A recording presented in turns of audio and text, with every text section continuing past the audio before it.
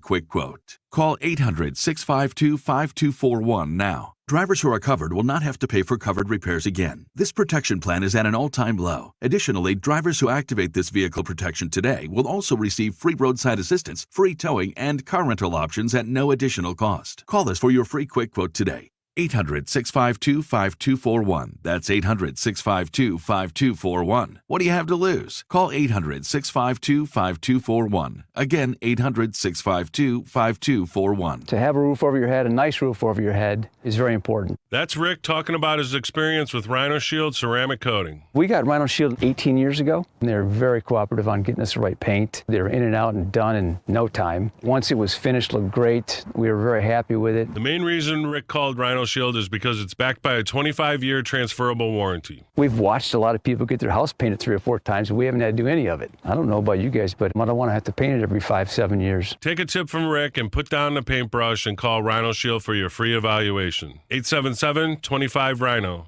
877-25-RHINO. Or visit 877-25rhino.com. We got Rhino Shield 18 years ago. Financially makes sense, especially if it's going to last like this did. Still looks great. Call now. 877-25-RHINO or 877-25rhino.com. Don't paint, don't Rhino, go Rhino Shield. Never paint your house again. Rhino Shield. When you're trying to hire and fill jobs, the searching, screening, and interviewing can become its own job. You need Indeed, their powerful hiring platform that make it easy to attract, interview, and hire quality people. Visit Indeed.com/credit.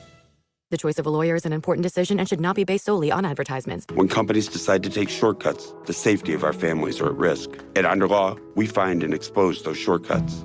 Call Underlaw Personal Injury Lawyers at 314 or 618-9 million. That is exactly what I needed to hear. Thank God someone here knows what they're talking about. That's us, that's right. Gotta love this American ride. All right, you need to take the time and get the full picture.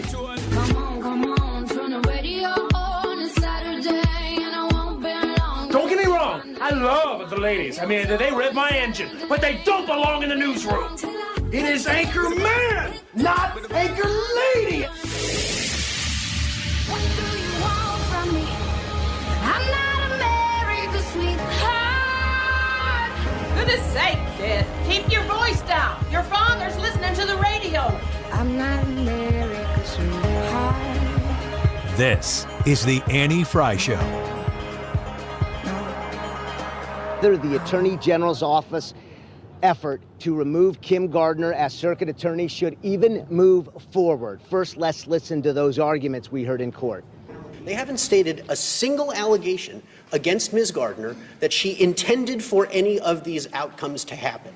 When you repeat a process that isn't working over and over again, your intentional failure to do more is willful neglect. The judge is taking those arguments into consideration to decide later.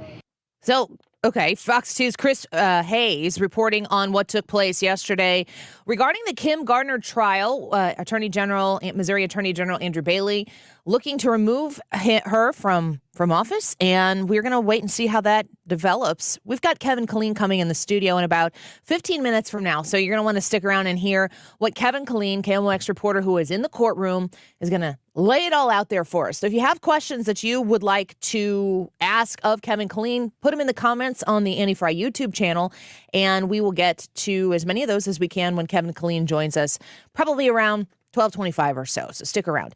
I want to start the show today by asking you what I have on the YouTube live chat poll today. So we talk about this each and every day, and what we've got today is a very interesting conversation that I think that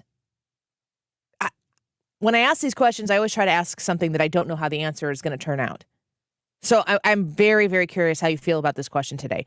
Does a good conservative boycott products and services they like from politically different companies? So if you like something, if you're a Bud Light drinker, you love Bud Light, it's your go-to beer, but you disagree with the decision that they made recently, if you are a good conservative, does that mean that you follow through with a boycott? And, you know, we've seen these types of boycotts try to mount from the right with, for instance, Nike, We've seen it. People got really mad at The Mandalorian. Certainly Disney as a whole. We've seen a lot of conversations around trying to boycott and squash these types of products and services that maybe aside from all the politics of it, you'd be perfectly fine to drink a Bud Light. Maybe it's not, if someone says, what's your favorite beer? You're not answering Bud Light, but you got Bud Light in your fridge. You sit down at an Applebee's, you get a Bud Light, whatever. So go to the Annie Frey YouTube channel and vote and tell me what you think. Is there an argument to be made that if you are a good conservative, or, even if you're somebody who's listening, who's left-leaning, you could just probably swap the conservative out and say, if you're a good liberal, do you boycott? I don't know. Are you out there hating on Chick-fil-A chicken sandwiches? Maybe you are. Or is the answer no, that a good conservative can choose to spend their money however they like to spend their money? Your answers, your comments in the chat, and your vote right there on the YouTube Live for today. Yesterday, I was running with my daughter.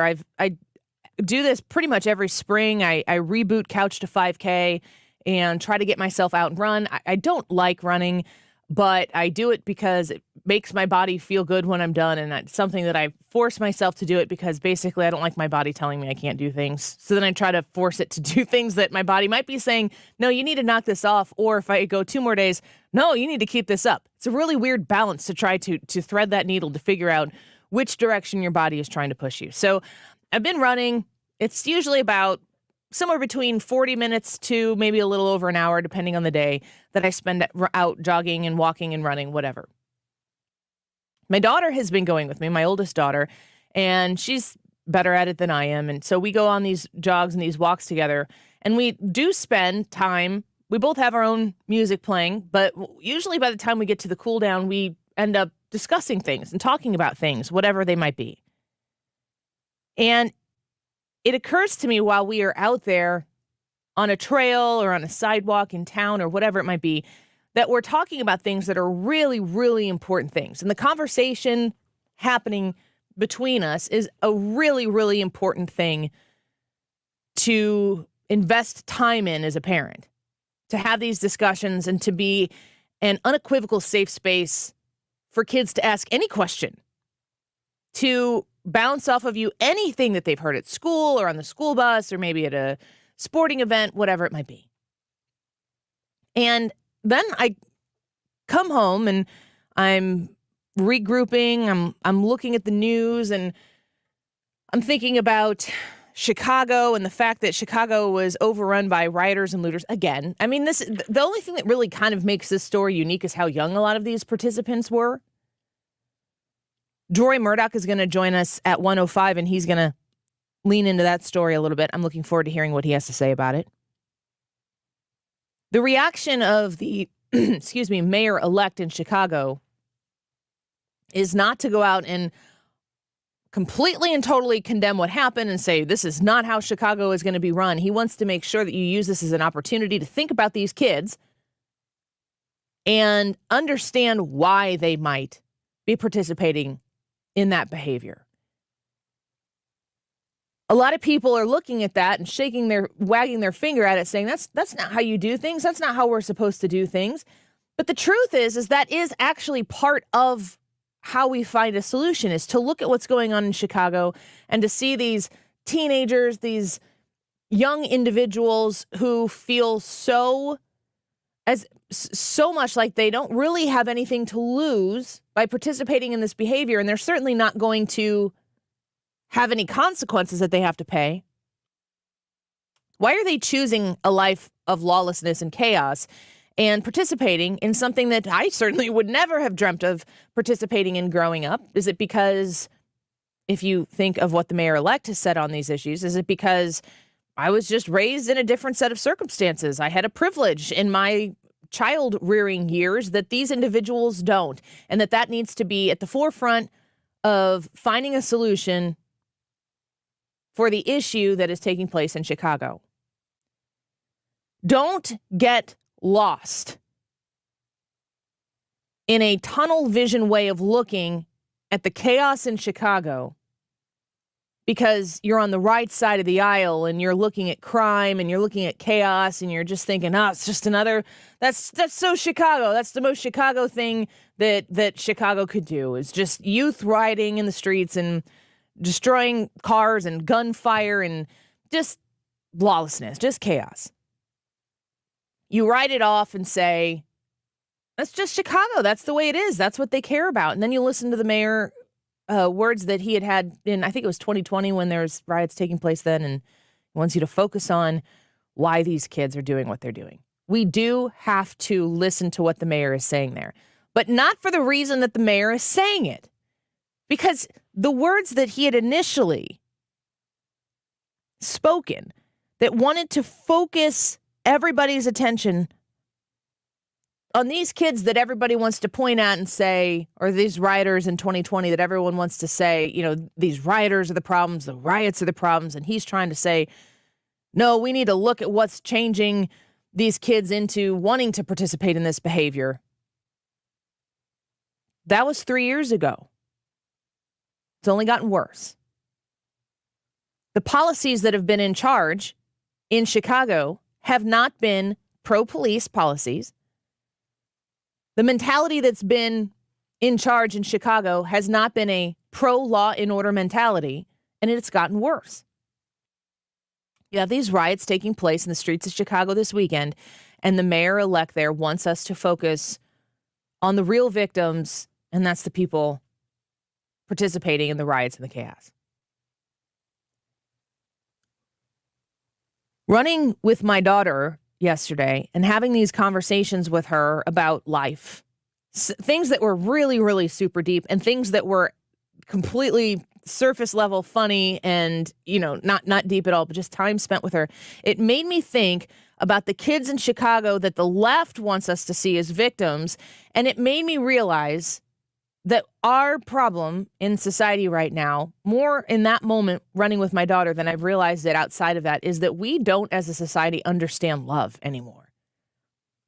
We don't know what it means to be loved anymore. And I bet even if you, and maybe it's possible that some of those kids who were taken to the streets in Chicago are listening right now. I doubt it. But I would venture to guess that you're not even 100% sure how to feel loved and how to be loved in a 2023 culture, in the environment that exists right now, because everything that is in front of us right now is in the moment, is right now, it has to be self-gratifying instantaneously, or it's insufficient. The way we present ourselves on social media, and I'm not talking about when we talk about, posting selfies or posting images on our social media. I think in my mind of a Gen Zer who's, if you're outside of that Gen Z age range, you kind of feel like that's pretty self-serving. I know a lot of people who are my age who have kids who post over and over and over again their kids' accomplishments, but we don't really see a whole lot of those kids' failures. We post the opportunities to show that we're out with all of our friends, or we post the opportunities to show being surrounded by families, but there are also times where we feel really, really lonely, and those instances don't make it for the world to see, and they don't need to. But while we are posting all of these things for everybody else to see about how great everything is in our life, which is only scratching the surface of the real existence of what our life is, everybody else out there is consuming all of the happy high times, and they're comparing it to the moment they're in and at that time, and they're feeling kind of low. And I'm talking about grownups in suburbia who are feeling this.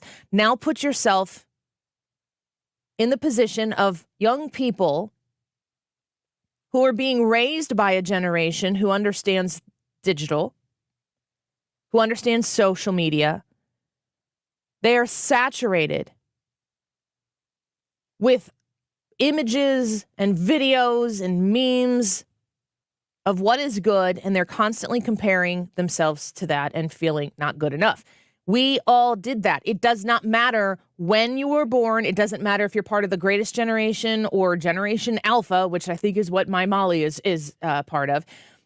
all of these generations, it is a natural human existence to take who you are and compare it to what you see and feel inferior. But the people in charge right now sell the remedy to that feeling of inferiority. And they say, you need to love yourself more. And anything that gets in the way is bad, is hateful, is part of the major problem that is attacking you, that is assaulting you, that is making you feel like the victim that you truly are. And the only way out of this inferiority complex that the entire world has created around you is to love yourself more and then show the world how proud you are of yourself, which repeats the cycle. Nowhere in any of this context does anybody tell anyone to stop loving yourself so darn much and go show somebody else what it looks like and feels like to be loved and expect nothing in return. Don't be doing these actions so that you can post about it in your own social media so that people will think you're a great person. Just go be a great person. To one person. Find somebody who needs a positive influence in their life and spend 5 minutes making someone feel like they're valuable. Spend 5 minutes making someone feel like you had your day made by them. Selflessness. What do these kids in the streets of Chicago have to lose? I'm afraid the answer is effectively nothing. And you don't have to be a chaotic teenager in the streets of Chicago to feel this way. There are kids in our own home right now that feel this way. There are mothers and fathers who are busting their butts every day to try to make ends meet who feel this way. There are grandparents who feel this way. There are employees and coworkers and brothers and sisters who feel this way. And our emphasis culturally is to love ourselves. That is the source of the problem. It is not the solution to the problem. It's a very difficult thing to recalibrate your mind in a day like today, in a time like we're living in, to go out and love somebody else with no expectations of anything in return. But it will pay off. And sending out into the world an act of kindness, an acknowledgement, a thank you text, a nice note, something positive. If it doesn't come back to you, my guess is that more often than not, it will go towards somebody else. The kindness gets paid forward and it wraps itself around to where you get caught off guard. Somebody does something nice for you because the chain of events has been set in motion. I don't see in this country abortion being solved in the courts, being solved in the legislature, being solved with politicians. The solution to women who are choosing to end the life of their unborn is only going to be found in humans who show love and kindness to that woman in that moment and tell her that she can choose life. She could give that baby up for adoption. There are options that exist to choose life, but it has to start with us. It cannot be waiting until your legislature is red enough to solve this problem. You effectively can make a difference right now. The kids in those streets need someone to show them that they love them. And they also need to understand that love can be tough and that consequences do exist for your actions, but your actions, which are the actual problem here, need to be addressed, and we need to talk about it so that you don't get yourself in this kind of trouble again. Eliminate the trouble that they're getting themselves into, and they will never stop behaving this way in the future. We have to value kindness and goodness. We have to stop investing our time and energy in thinking that the next election is going to solve all of our problems. It has yet to ever do that. Let's take a quick break. When we come back, Kevin Killeen's going to join us in studio, talk a little bit about St. Louis, what's going on with Kim Gardner, the trial. He was in the courtroom yesterday, and he's going to give us the lowdown on those details in just a minute. Don't go away. This is the Annie Frey Show. Find the podcast, on-demand audio, and more at 971talk.com/Annie.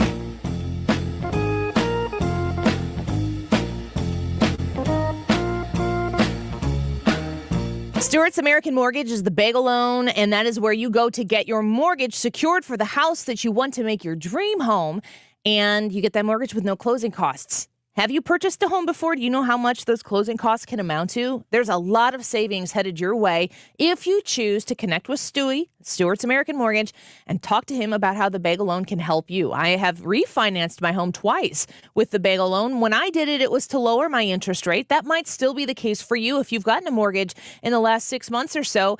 Interest rates went sky high. They've come down a little bit since then.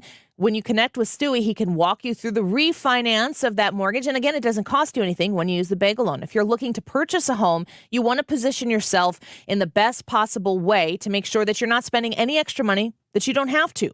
Call or text 314-324-4440. That's 314-324-4440. Connect to Stewie, and you will quickly understand why the bagel loan has helped so many people in St. Louis, like me, and eventually like you. Google the bagel loan, NMLS number 226715. Hi, this is Terry Hall, host of the popular radio show for veterans, Vet Time in America. Sundays at 12 noon on 97.1 FM Talk. Our show is all about veterans. We talk with experts. We help you get benefits, how to get more, and what to do if you're not getting what you deserve. Tune in on Sunday at noon. Join the conversation. We take calls. Vet Time in America. Tune in this Sunday at noon on 97.1 FM Talk. On the battlefield, there's a saying America's military men and women live by. Never leave a fallen warrior behind, ever. Off the battlefield, Wounded Warrior Project operates with the same goal. Wounded Warrior Project was created to help our men and women returning home with the scars of war, whether those scars are physical or mental. Wounded Warrior Project. We never leave a fallen warrior behind, ever. Learn more about what we do at woundedwarriorproject.org. Are you the parent of a 2 to 7-year-old? Listen closely for an exciting free radio offer. By now, you've probably heard of ABC Mouse, the Parents' Choice Award-winning online learning program that's actually changing the lives of early learners everywhere. ABC Mouse is like a little one-on-one teacher. It has helped her so much. Right now, we're offering a special radio promo to try it free for a month. But you have to go to abcmouse.com/radio to claim your free month. That's abcmouse.com/radio. Sponsored by Age of Learning. Spring is a great time to get a hold of my friends at the Chesterfield Fence and Deck Company. Mark Cox here. For the month of April, you can get 48 months, zero financing at Chesterfield Fence and Deck on your next big project. Call them now, 636-532-4054. Tell them you heard Mark Cox talking about it. What are you in need of? You need a new fence? They've got beautiful cedar fences. They've got vinyl, low maintenance, lifetime fences. They've got aluminum as well. Their decks, they offer cedar and the Vecca Deck vinyl decking, which is maintenance free. You can't beat that. They take a lot of pride in their work at Chesterfield Fence and Deck. Their pergolas, their sunrooms, whichever you pick, you can see it in person in their showroom in the Chesterfield Valley, just across from the outlet mall there off 109. Stop by and see them. Tell them you heard Mark Cox talking about it. Call Chesterfield Fence and Deck today, 636-532-4054, or online at chesterfieldfence.com. The once-a-year jewelry event everyone waits for is here. Starting Friday, Diamonds Direct takes value to a whole new level with an extra 20% savings on just about everything. Rings, earrings, bands, bracelets, and more. You get Diamonds Direct's already unbeatable price, plus an extra 20% off. Thousands of engagement ring mountings included. Plus, acclaimed jewelry designers will be in store with an expanded selection. All the latest styles and trends, all on sale. It doesn't get any better than this. Diamonds Direct store-wide spring event starting Friday. Get details at diamondsdirect.com. 97.1 FM Talk. You're here because ideas change the world. St. Louis is home for conservative talk. This is 97.1 FM Talk.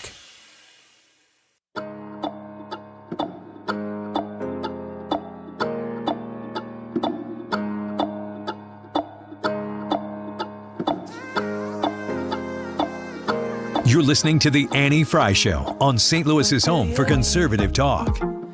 Follow Annie on Twitter @Annie Frey Show. Then a surprise when a former assistant prosecutor Natalie Ogerkowitz said she will not be silenced, and through her attorney talked about evidence she is willing to cooperate and share. Listen to that surprise in court. approximately 3,000 pages. This includes emails that are inter-office emails, which pertain to what level of training, whether there was training. Also emails with respect to concerns regarding being underwater, being overworked, being understaffed, and the work environment that you've heard about earlier today with respect to arguments from counsel. That's just to name a few, Judge. Fox 2's Chris Hayes reporting on the situation in court yesterday. Kim Gardner on trial herself, I suppose. The Attorney General of the state of Missouri saying, we're going to remove you for your refusal to do your job. And our man on the scene, Kevin Killeen from KMOX, the KMOX reporter that we love to use, is what I said yesterday. And I didn't mean it in a disrespectful way, but you're just the best. We love having you in here, Kevin. Oh, I'm flattered. But as I said, I do have a turkey sandwich waiting for me. I asked him, I said, how long can you be in here? He goes, well, I have a turkey sandwich waiting for me. So I don't know. Does that mean like 2 minutes, 10 minutes? Well, it was an exciting day yesterday in the courtroom, very much anticipated, because Kim Gardner, who's kind of like Bigfoot, you hear reports about her, but you don't often see her out in the open. And all of a sudden, there she was, just like the Patterson film, striding into the courtroom. And she had on a dark business suit and a COVID mask, so she's a little hard to read at first, but then she took off the mask. Is everybody wearing masks? No, she was the only one, which made you wonder, is it for health considerations or a degree of privacy, from... Yeah, I have a lot of questions. Yeah. So there she sat behind a row of lawyers, and some of them are pro bono, like Michael Downey. He's the Webster Groves rainmaker who got her out of the complaint against her law license. He's right there. Others are imported from out of town. And you could say, well, who's paying for that? But I guess you could also say the taxpayers are paying for the prosecution side. But they're all in-house guys. And you could tell because their suits looked a little rumpled and average like mine. But anyway, so they get underway, and the first thing on the plate is, should this case be thrown out? That's one of the first motions. The judge said, let's look into this. And Kim Gardner's side said, yes, this quo warranto law has a very high standard that somebody has to be guilty of willful neglect. I mean, Andy, you have to come in here and throw ice cream on the control board and break windows, and you have to be purposely trying to wreck your show. But and they say there's no evidence of that maybe it's her underlings that, failed to show up. On the other side, the Missouri Attorney General said, if you have a pattern of somebody again and again not showing up for trials, not sharing evidence, failing to meet the duties of the office, that does rise to the level of willful neglect, and she should be out of here. She is having a separate problem in a different court, from what I understand, because there was a murder charge, and the lawyer nobody showed up. Is that right? Am I getting that right? Let me tell you my theory on that. The judges in her district who don't like her, and they can never say that publicly, I think there's going to be a slow drip of official complaints against her for things that might have been just rescheduled quietly in the past. But they did this week, or was it Friday, they filed a contempt against her office for failing to have somebody show up in court for the very day that a murder trial was scheduled to start. Everybody was there, but the picture didn't show up from the prosecution side. So you're going to see a lot of that. And also, is that true then, or do you think that could be a politically positioned way of saying something else that happened in that contempt situation? Well, it appears to be true by all counts that no one from her office showed up for the murder trial. Is there to me, it's like, I don't know enough about this stuff to understand what are the other explanations for why that might have happened. Well, it's kind of like, did you ever hear like the story of Israel during the initial wars with the Arabs, that out on the frontier, there would only be like one guy in the kibbutz, but he'd go to different windows and fire the same rifle to make it look like there's a bunch of people. There just aren't enough riflemen in the kibbutz anymore for Kim Gardner to show up at all. She only has like 2 or 3 attorneys. She's having a job fair. Yeah. From what I understand. There's a job fair. Yeah, and at the same time when she's blaming her underlings, come work for me. So the question is, can she get out of this one? Yeah. And we talked to Scott Rosenblum today, who's been her opponent, her rival. He was on the Greitens defense team, and he tangled with her and called her, the most egregious violator of the rules of discovery during the Greitens case. But he said today, it's going to be a tough climb for the Attorney General to prove willful misconduct. But he said it's kind of like obscenity. he said, like Justice Holmes said, it's hard to describe obscenity, but you know it when you see it. Mm-hmm. And he said, that he thinks that there is a case there to be made. And he described Kim Gardner, in his opinion, as having always been overwhelmed, that she, can't do the job. Rose to a level beyond her competence. So you said she walked in wearing a mask. She removed the mask. What was your assessment since you were in the room? And from the photo I saw, you were pretty close. Up close. Were you front row? I looked like seat? a guy waiting at Walgreens to have his prescription filled. I needed to. Is that the sit up Cam Wex straight. swagger that you bring into the courtroom, or is that just the Kevin Killeen swagger? I think it's a stagger, not a swagger. It's all about how you present it, Kevin. Yeah.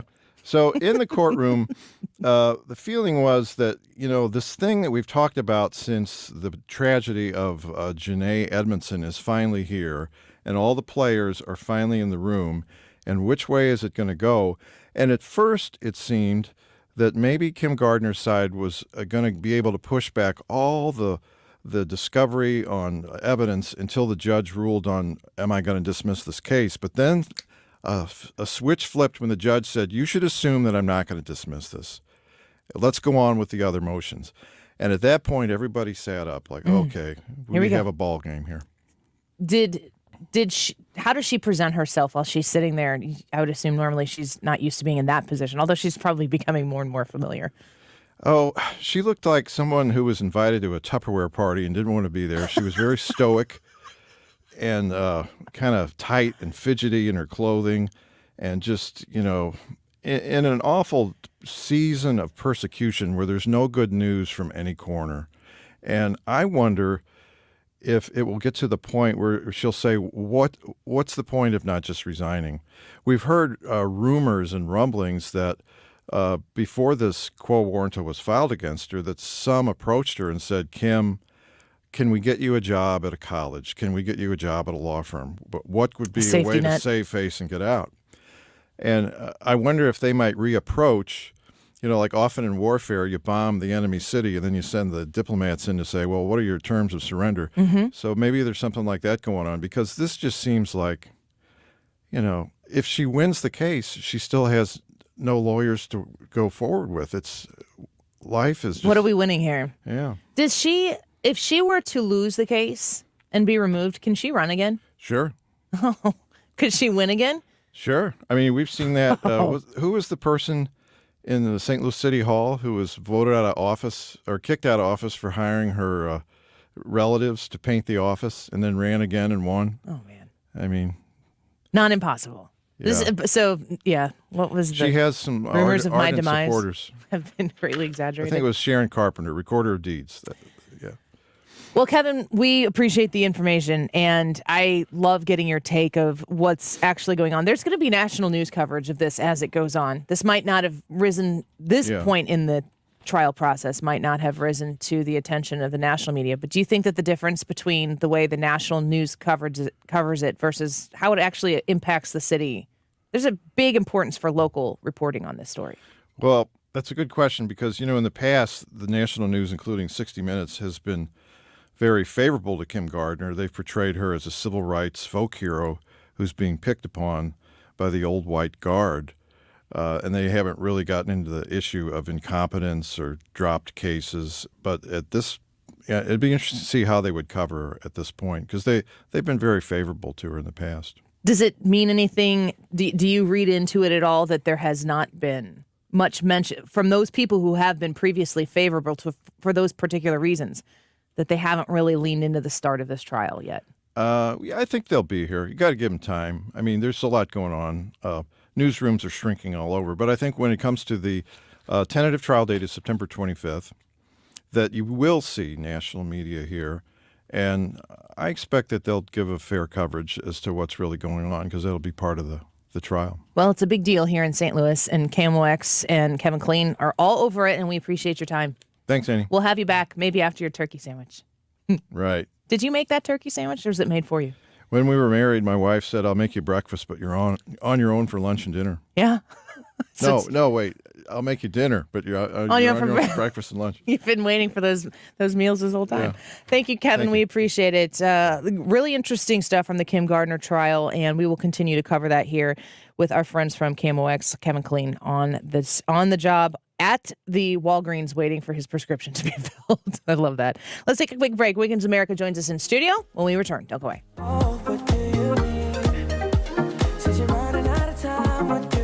The Annie Frey Show is streaming online. Watch us live on YouTube and subscribe. You're so indecisive, what I'm saying. Trying to catch the beat, make up your heart. Don't know if you're happy or complaining. For a hole in your roof or a whole new roof. Frederick Roofing. Over 90,000 satisfied customers since 1929. Frederick Roofing, 314-645-2000. An update from Illinois Family Institute, illinoisfamily.org. The Chicago Alliance for Life is encouraging pastors to open pro-life pregnancy care centers in their church buildings. How much of our church is being used throughout the day? We could give a couple of rooms for this and give people the opportunity to save their children. The Reverend Charles Moody, the pastor of Chicago City Life, says while he and his congregation open a pregnancy care center, their 15,000 square foot facility on the south side could eventually, through the Lord's leading, be the home of a maternity house for women. This is going to start a wave in the African American community to bring resources to help life. Stay informed about life issues and action steps to protect life. Visit illinoisfamily.org and sign up for IFI emails for updates on legislation, events, and other information. illinoisfamily.org. I got to tell you, I really appreciate all the feedback that you guys give to me and to Fountains Family Dentistry about when you go there. I was talking to Steve, who does all the scheduling at Fountains Family Dentistry, by email a couple weeks ago, and he just said that he hears the same, that he hears a lot of people that are just saying, you know, hey, I heard Wiggins talking about it on the radio, and so really appreciate that. Just such nice people, and that's one I want to highlight today, is that when you go to Fountains Family Dentistry, from the time you step in, from the time you make that phone call till the time you're done, you see Dr. Ty Parker, you're going to have a great experience. And if you have any sort of dental anxiety, that is a great place to go, because you're not going to overcome it through anything other than just people telling you it's okay and treating you great. Fountains Family Dentistry, great hours too. That's one of the reasons that Steve contacted me, is just to highlight that a lot of people are responding because of the hours. Early on some days, late on some days, and that is just to accommodate your schedule. In Fairview Heights, Illinois, give them a call by visiting their website, or you can make an appointment right there online at fountainsfamilydentistry.com. This is the start where the early birds start getting their prices for air conditioners. If you're that person that is looking now to get prices and you are calling around, please, I'm asking you to please call me. Here's what I have to offer. It's going to be simple. It's going to be straightforward. It's common sense language. And I won't give you a science lesson on what works for you and works for your house and works for your budget, which will lead you to savings of thousands of dollars. So if you want straight shot, get your prices, talk to people, call me first, call me last. Bart Inman at 314-293-2600. Again, it's Bart Inman, 314-293-2600, or the internet thing. It is, you got to get the spelling right. So it's Bart with a B, Inman with an I.com. Can I add this? Do we get enough time to add this? Save it in your phone under A, air conditioning. It works. My customers say it does work. God bless. All walkers, mark down this date, Saturday, May 13th at Creve Coeur Park. It's the National Alliance on Mental Illness Walk. This is Dan McLaughlin. I'm proud to be the official chairman of this event, Saturday, May 13th. To participate or be a sponsor, sign up at NAMIWalks.org/ST Lewis. NAMI St. Louis, an organization of families, friends, and individuals whose lives have been affected by mental illness. Come be a part of the walk and make a difference. Sign up at NAMIWalks.org/ST Lewis. You're listening to the Annie Frey Show live from the Air Comfort Service Heating, Cooling, and Insulation Studio. Air Comfort Service is celebrating 54 years of residential and commercial service, maintenance, and installation of heating and cooling systems. Get in your comfort zone. Visit aircomfortservice.com. The voice for hardworking, free-thinking Americans. St. Louis's home for conservative talk. You're listening to 97.1 FM Talk.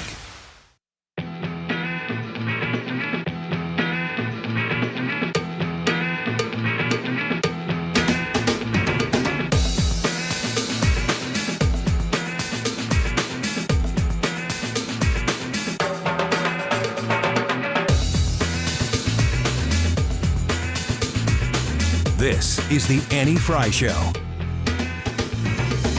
Welcome back to the Annie Frey Show. I'm going to out Hannah here for a second because in our private chat on the show, she said, protect Kevin Killeen at all costs. What a gem. So true. We had a whole conversation about bananas before that. And I just want more. I want to sit and listen to his TED Talk. No? You agree? I am 1,000% on board with that. Yeah.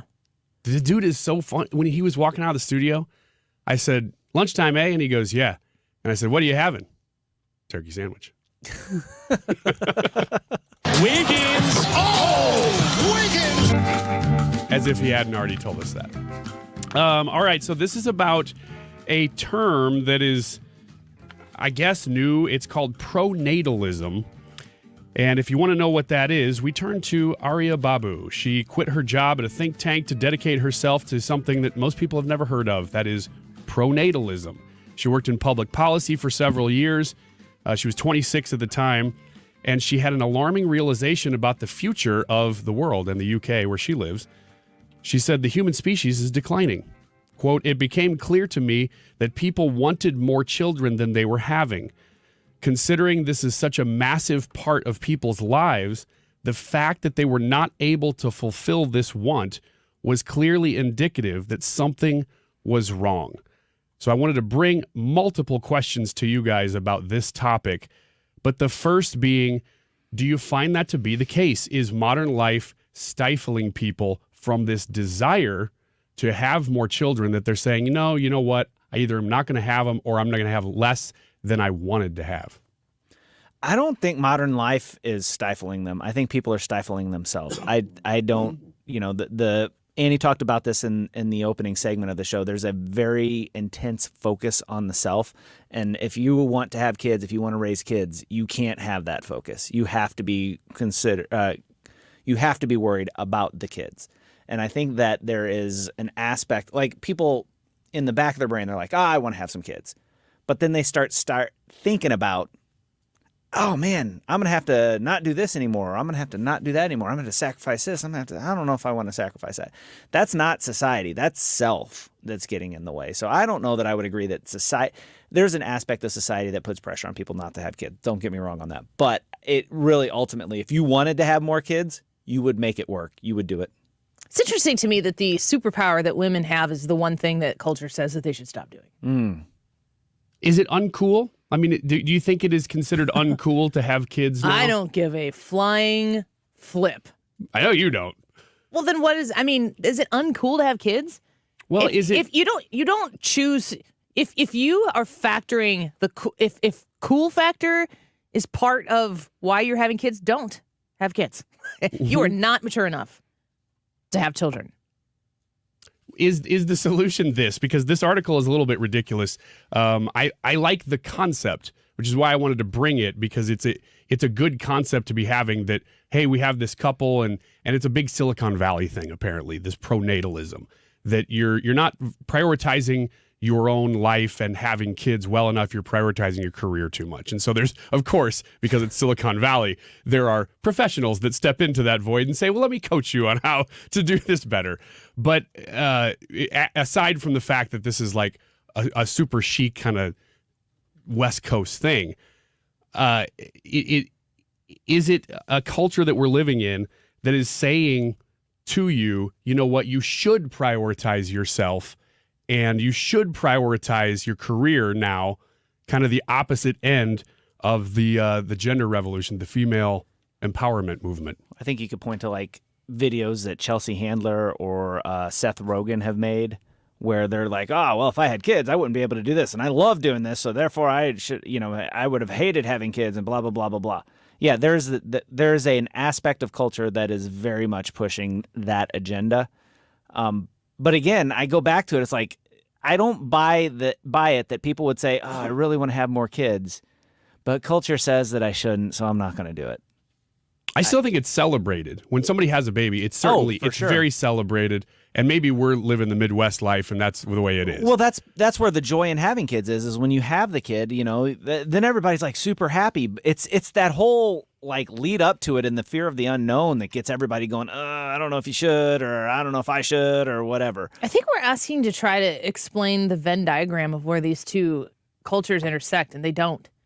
There are lots of people on the coast who are having families and having kids, and there's a group of people who aren't, and there are those people in the Midwest as well who aren't. And anybody, I don't understand at all anybody who's out there trying to persuade somebody else to or not to have kids. It doesn't even compute in my brain. What is it to you if somebody else has kids or chooses not to have kids? Did you ever have pressure? To do what? To have kids? No. Because you started kind of young. No, I didn't. I was 25 years old. Oh, okay.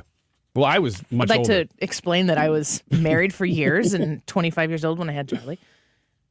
I don't know that I ever had pressure, but I did get one really good piece of advice because Katie and I were talking about when we were going to start, and we took a couple of vacations, a couple years in a row, because we knew that soon we were going to start having kids, and we knew that wouldn't happen after kids, at least for a number of years, and that was true. So we took a vacation to Iceland, and that was a big deal. And then, okay, now we're going to do it. And somebody said, if you keep waiting for the right moment, you will not ever find the right moment. Mm-hmm. You're going to have to just do it. I wanted to read another quote from this Arya Babu. She says, this is culturally related.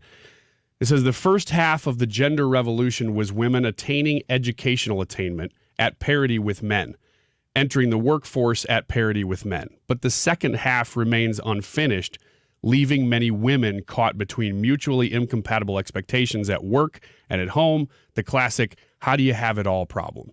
Now, I'm not a woman, so I can't speak to that issue, which is why I wanted to bring it up and just say, is that something, Annie, that is still a pressure that is different for women than for men to sort of balance career and life differently than men do? Do you feel like you have to balance your career and your life? Do you feel like you have to balance the time you put in at work and the time that you spend with your kids? I absolutely do. Of course you do. So do women. And if women feel more anxiety or more stress because of that balance, again, that to me indicates there is a biological difference between men and women. But you just have to make the decision for yourself. That's what feminism used to be about. First, it was like, hey, women should have an opportunity to vote on who is going to represent them. And I will use this as another opportunity to explain that women didn't have the right to vote, no matter what the color of their skin was, far after black men had the right to vote. People don't really think about that as much. Women were inferior in mind and thought to not have the right to vote on who was going to represent them.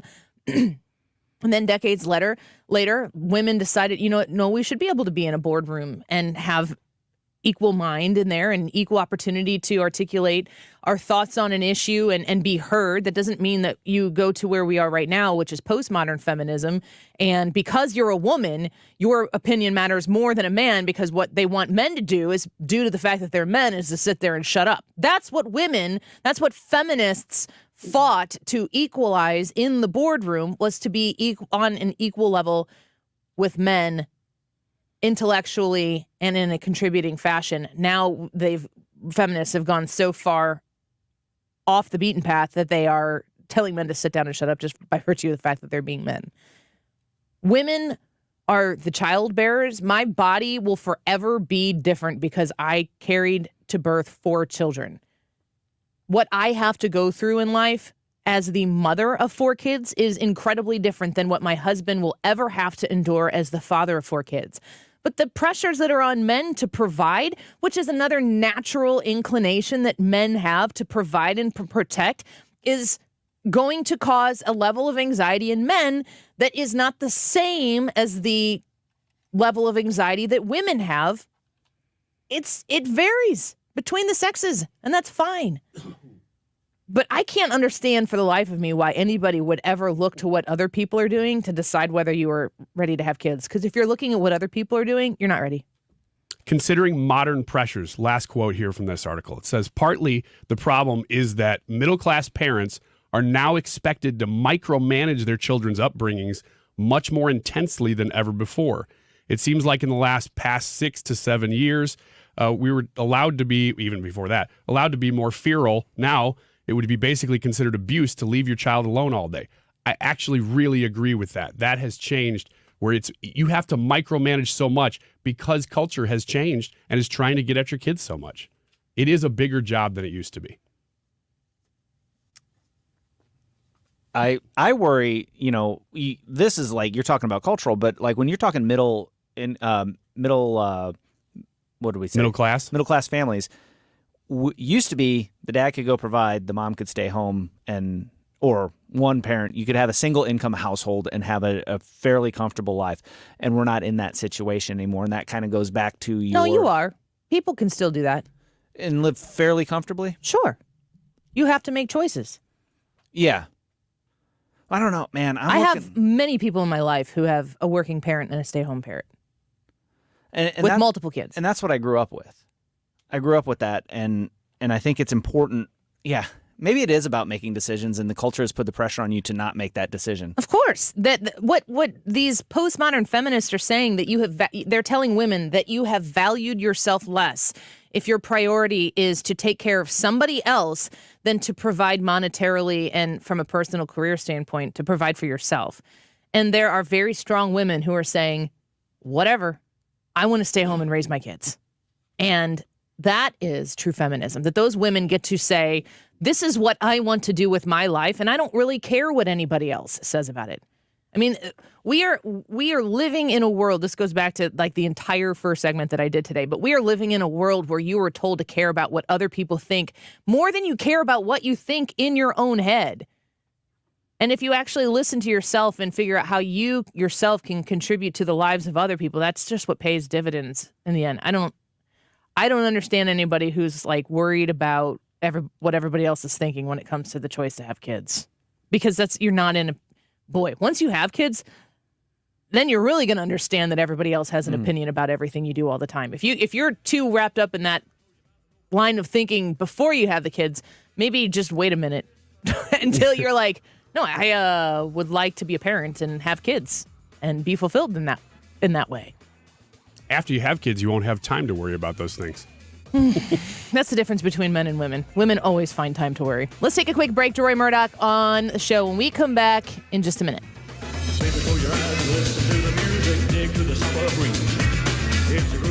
This is a special alert to all Americans who own a vehicle with less than 200,000 miles with an auto warranty about to expire or with no warranty coverage at all. Due to a decline in the economy, CarShield is announcing a low-cost month-to-month vehicle protection plan that is now available to the public to save any driver out-of-pocket expenses on future auto repairs. Call now to find out how you can pay almost nothing for covered auto repairs. Yes, you heard that correctly. Pay almost nothing for covered auto repairs. An open phone line has been established for all drivers to call for a free quick quote. Call 800-652-5241 now. Drivers who are covered will not have to pay for covered repairs again. This protection plan is at an all-time low. Additionally, drivers who activate this vehicle protection today will also receive free roadside assistance, free towing, and car rental options at no additional cost. Call us for your free quick quote today. 800-652-5241. That's 800-652-5241. What do you have to lose? Call 800-652-5241. Again, 800-652-5241. I'm back to doing what I love and more. Thanks to the Good Feet store.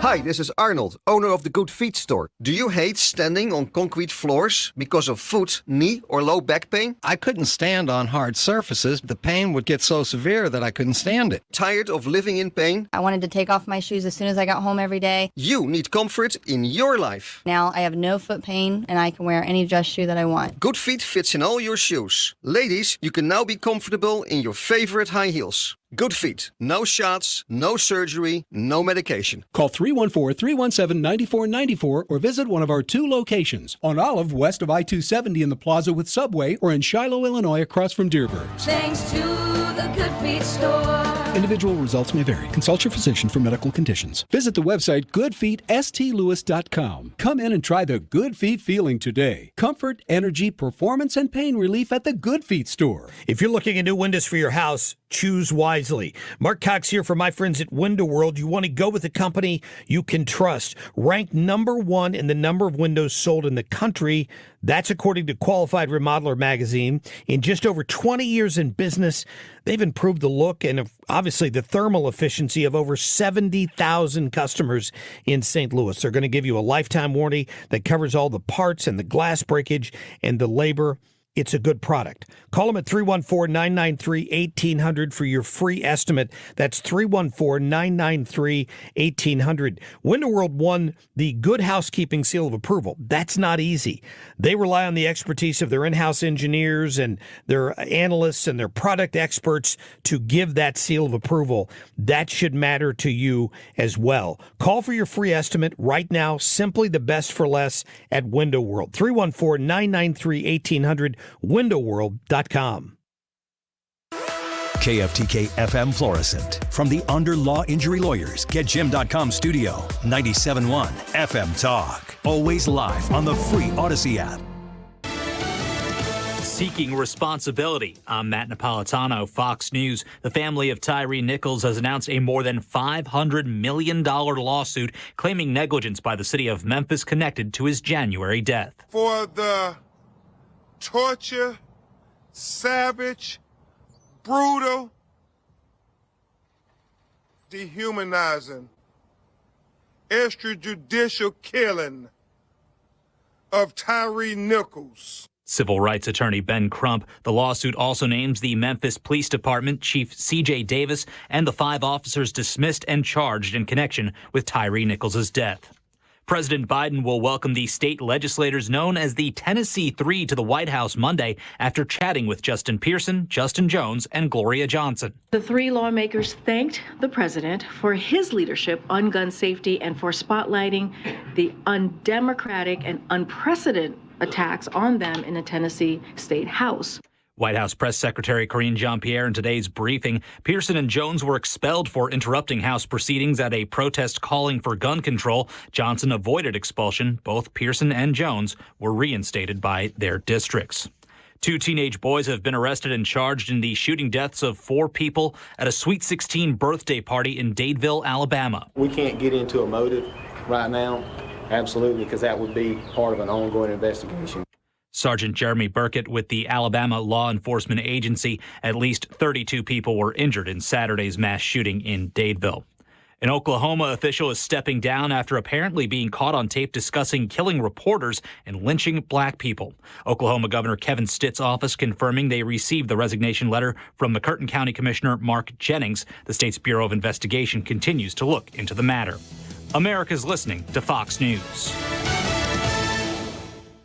Is your prostate secretly being destroyed without you knowing it? All the ads for these prostate pills like Super Beta Prostate, Saw Palmetto, ProstaStream, Prostagenics, and others, want to know which pills work and which are garbage? Now you can. Get a free copy of the new guide, Prostate Secrets, that pulls back the curtain on the prostate pill industry. Learn what is really in these pills. Which pill has over 987 adverse event reports filed against it with the FDA? It's shocking. Learn the one food to avoid that is a prostate killer, and discover the 3 so-called health foods that destroy your prostate. Get your free copy at prostatesecrets.com. That's prostatesecrets.com. This free guide will show you how to end your prostate problems without drugs or surgery, 5 important things to do to protect your prostate, and much more. Warning, this guide is controversial and may be offensive to some readers as it pulls no punches. So go to prostatesecrets.com, prostatesecrets.com. That's prostatesecrets.com. Air Comfort Service, heating, cooling, and insulation, weather. If it feels warm to you this afternoon, you're absolutely right. Looking for a high of 82 degrees, partly sunny skies, rather windy. Tonight in the 70s, 62 for the overnight low. Windy all night long, partly cloudy skies. Thursday, mixed clouds and sunshine, windy. A couple of showers and thunderstorms around 78. Prime time for thunderstorms, and some could be strong. 3 p.m. to 9 p.m. on Thursday. This is 97.1 FM Talk Chief Meteorologist Dave Murray. Shows that make a difference. Mark Cox, Brian Kilmeade, Annie Frey, Mark Reardon and Dana Lesh, Heidi Harris, Wiggins America. Where St. Louis comes to talk. 97.1 FM Talk. If you own a home in St. Louis, and you want to sell it as is without any inspections or the need to make any repairs. Call Chris Buys Homes, stlouis.com at 314-782-8000 and get your cash offer without any obligation, commissions, banks, or headaches. Chris buys vacant homes, inherited homes, fixer-uppers, beautiful homes, even the tenant who won't pay the rent apartment. Google us. Chris Buys Homes in St. Louis, and check out our best reviews from satisfied customers. When you sell to Chris, you decide when you want to move, according to your schedule and your terms. Go to our website, chrisbuyshomes.stlouis.com, or call Chris at 314-782-8000. That's 314-782-8000, and get the offer you've been waiting for. 314-782-8000. AMCO presents Bet You Didn't Know. Bet you didn't know that your car's transmission is made up of 800 pieces. Also, bet you didn't know that AMCO's fixed over 40 million transmissions, and that AMCO offers a nationwide warranty. AMCO offers easy payment plan options for most any credit situation, so you can fix it fast and pay it off slow at AMCO. That's AMCO, AAA-MCO. Paid for by Christian Care Ministry. Let's see, if something costs less, but people are happier with it, that sounds like something to look into, and that's MediShare. Maybe you've heard switching to MediShare to pay for healthcare can save the typical family $500 a month. And that's huge, but it's also true that people are way more satisfied after making the switch, too. The customer satisfaction rate for MediShare is double that of the typical health insurance plan. MediShare works. It's been around for more than a quarter century, and members have shared more than $3 billion of each other's bills. People love having telehealth and a huge nationwide PPO network. So, yeah, you can save a ton and like it better. Imagine being happy with how you're taking care of your health care. So if you're self-employed or part of the gig economy, or you just want a plan you're happy with, you can call right now and get a price within 2 minutes. A very, very smart use of 2 minutes. Here's the number you need. 855-51-BIBLE. That's 855-51-BIBLE. 855-51-BIBLE. Mark Cox here. If you're nearing retirement or already retired, call my friends Thomas Helbig and Bob Kershaw with the Retirement Advisory Group. They'll show you how to link to the market without the risk. They're the official financial advisors of my show. Go online to retirementkey.com. Countdown to Earth Day. Just 3 days to go. Get a couple of reusable grocery bags to reduce waste and keep one in your car for any last-minute shopping trips. When we each share our one thing, it becomes a million things for our planet. What's your one thing? That is exactly what I needed to hear. Thank God someone here knows what you're talking about. That's us. That's right. Gotta love this American ride. All right, you need to take the time and get the full picture.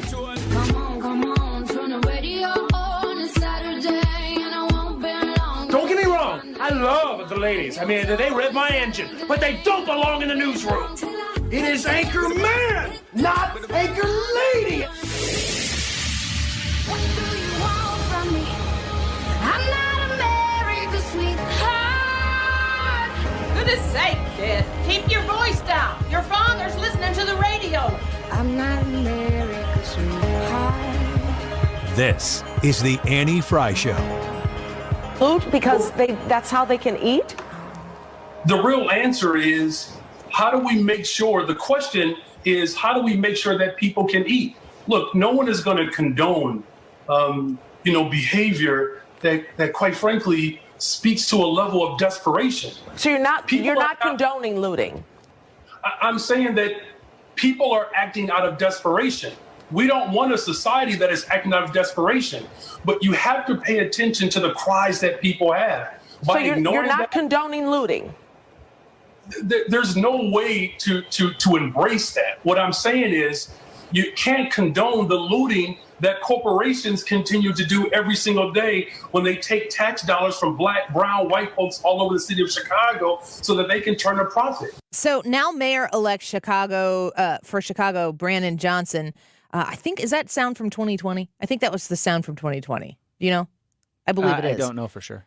This is the mentality that is out there right now. When crime is committed, it's not important to look at the victims of the actual crime that is committed. You're supposed to look at the criminal so that you can take the journey to turn them into the victim. And then you realize who the perpetrator is. It's you. Isn't it funny how that works? It always ends up in money being donated to political campaigns and lobbyist groups and power being consolidated always on one side of the aisle. Deroy Murdock joins us now. He's a nationally syndicated columnist and a Fox News contributor, and he spends some time with us each Wednesday. Deroy, welcome back to the show. Annie, great to be with you. Thank you. You see what's going on in Chicago, and what's another riot or looting in Chicago based on the recent history we have in that city. But these kids, or these people, I should say, were younger than we're used to seeing, and it just seems as though they got nothing to lose. This is just what you do in Chicago these days. Well, they have nothing to lose. We're living increasingly in a nation without consequences. A handful of them were arrested. I'm sure they're all back on the street in no time. And look, I just love this concept of, they're just desperate. And he said more recently, actually, after the mayhem that went on last weekend, Mayor-elect Brandon Johnson said he doesn't condone this, but of course, the but. Let's not demonize these people. After all, they've been starved of opportunity. This is not a handful of people thinking, hey, I can't eat, let me go shoplift some bread, or let me take a carton of milk or something like this. These are people who exercise their desperation by jumping up and down on cars, kicking in windshields, beating up a young interracial couple, white woman and it looked like her mixed race boyfriend, beat them, a couple dozen of them beating in the streets, pulling some guy out of a car, beating him up, jumping up and down on city buses. And this has nothing to do with, gee, I'm kind of hungry, I got to steal some food, or I got to steal some diapers for my little baby, anything like that. This is absurd.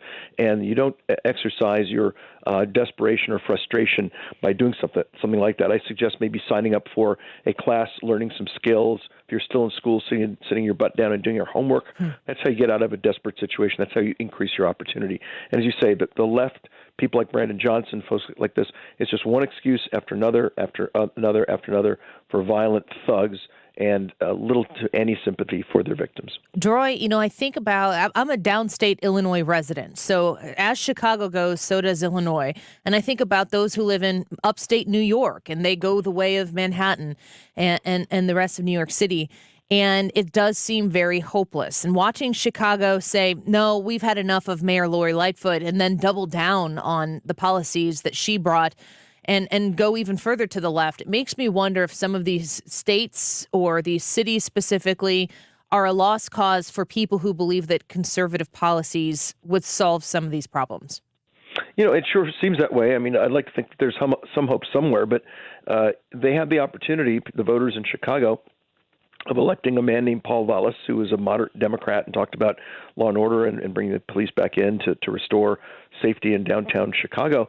And the response is, no, thanks. We're going to go for Brandon Johnson, somebody who's so far left. He makes Lori Lightfoot look like Marjorie Taylor Greene.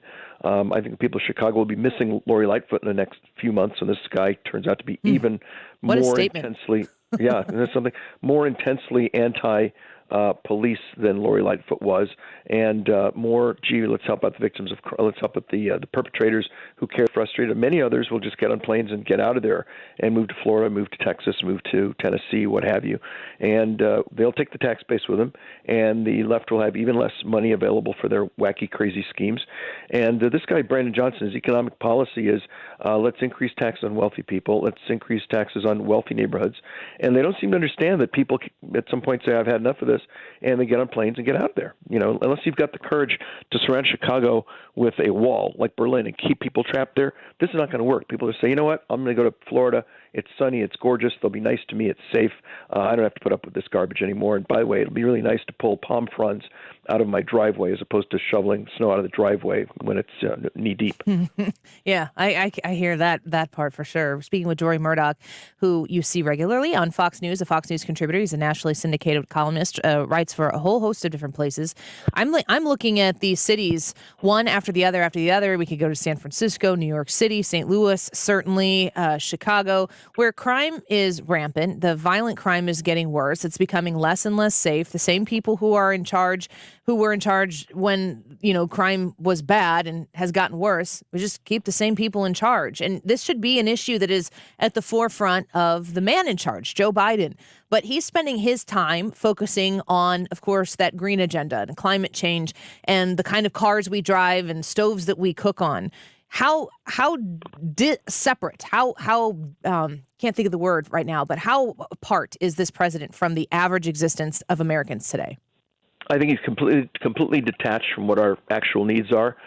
He ought to be, as a Democrat, as the leader of the Democrat Party, he easily could say to people like Alvin Bragg in New York, people like Kim Foxx in Chicago, people like Kim Gardner in St. Louis, people like George Gascon in Los Angeles. These are the so-called prosecutors, in quotation marks, funded by George Soros, who all have the same ideology, which is that the criminal justice system is racist, and the way to handle people who are in the criminal justice system is to get them out of there and back on the street and back to their criminal careers with all deliberate speed. Joe Biden could say, look, this is a disaster. This is terrible. This is awful for the Democrat Party. This is awful for America. I need you to stop. I need you to do your jobs. I need you to lock up violent criminals and protect innocent, law-abiding citizens. And I need you as president, I need you as leader of our party to behave that way and use this bully pulpit to get that happening. And I think a lot of them might say, okay, well, you're right. Maybe we can dial this back a bit. He has no interest in that. Instead, he's busy running around saying two-thirds of Americans by the year 2032 have got to be driving electric vehicles. And by the way, let's shut down the mines that produce the minerals that are necessary to make electric vehicles. So he's stepping on the gas and on the brakes simultaneously, which is insane and completely incoherent. So we've got a far left presidency in America not attending to the actual immediate and urgent needs of the American people, and instead engaging in basically ecological fantasy land, while also trapped in critical race theory land, Wokistan and Transgenderville. It's a really grim situation, and spectacular and amazing, rather impressive to me how far we have fallen in just a matter of 26 months since Joe Biden took over. Deroy Murdock, when I'm thinking about these policies that the president and his administration seem so focused on, is this green agenda, the climate change agenda, and I'm looking at the details behind it, I'm always looking at how is he really truly trying to affect a positive change towards the environment, especially considering that China is not really playing ball and they're the biggest offenders of all. But also, who benefits, not Mother Nature, but who else benefits when Biden gets a policy like this in play? It seems like there are a lot of pockets being lined by this administration and the special interests that they seem to have. Yeah, to me, that's one of the big frustrations about things like this electric vehicle rule and the attack on gas stoves and all that. It'd be one thing if we had our freedom deprived and we're told you can't buy this, you can't buy that. We're smarter than you. We're going to tell you what to do. If you could say, all right, well, at least this is actually going to have some major benefit to help fight global warming, assuming it's a problem. But instead, the benefits, if they exist, are illusory, imaginative, or at best menial.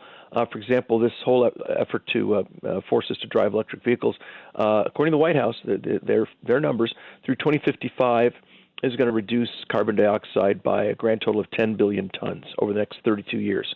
That's nice, isn't it? Well, guess what? China produces 10 billion tons of CO2 every year. So each year, China will erase any benefit that we get from this policy over a 32-year period.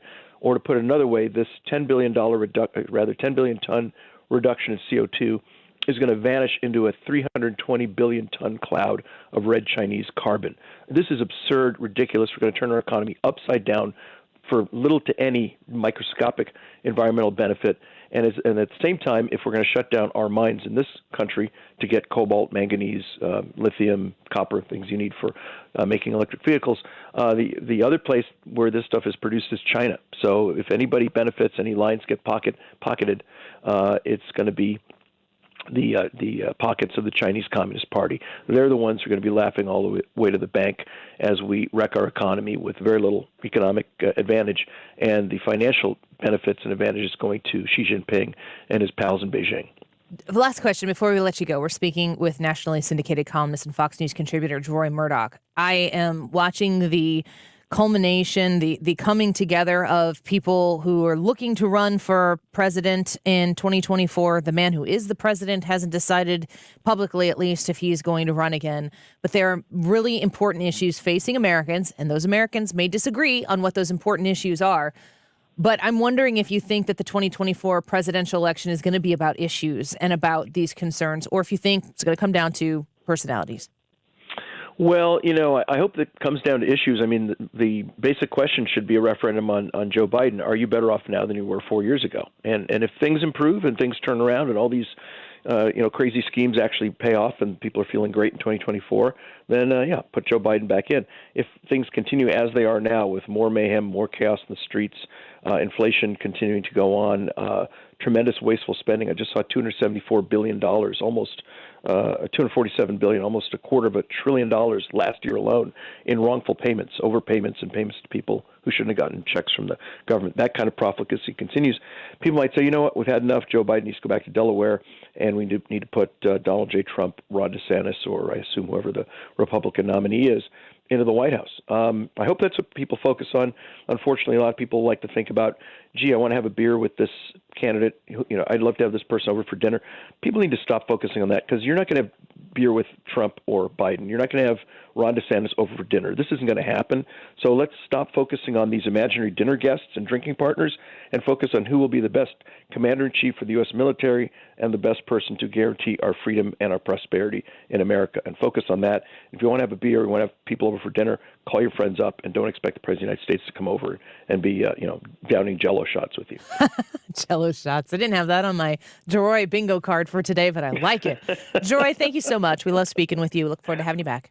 All right. Talk to you next week. Thank You're you. welcome. Bye-bye. I didn't know Deroy Murdock was a Jell-O shots kind of guy, but I think if you're dropping that in there, you've at least been exposed. I enjoy that. Deroy Murdock, nationally syndicated columnist and Fox News contributor. Let's take a quick break. A reminder of today's YouTube live chat poll. We could have a conversation about this when we come back, and we'd love to get some of your feedback as well. Maybe Hannah can come in and read some of the comments that you've sent so far. And it's about boycotting. A lot of conversations right now surrounding the Bud Light portion of this. Here's the question. Does a good conservative boycott products and services they like from politically different companies? Yes or no? Come let us know what you think. Vote in the poll, comment in the live chat, and we will feature some of them when we come back. Don't go away. Born and raised in South Detroit. The Annie Frey Show is streaming online. Watch us live on YouTube and subscribe.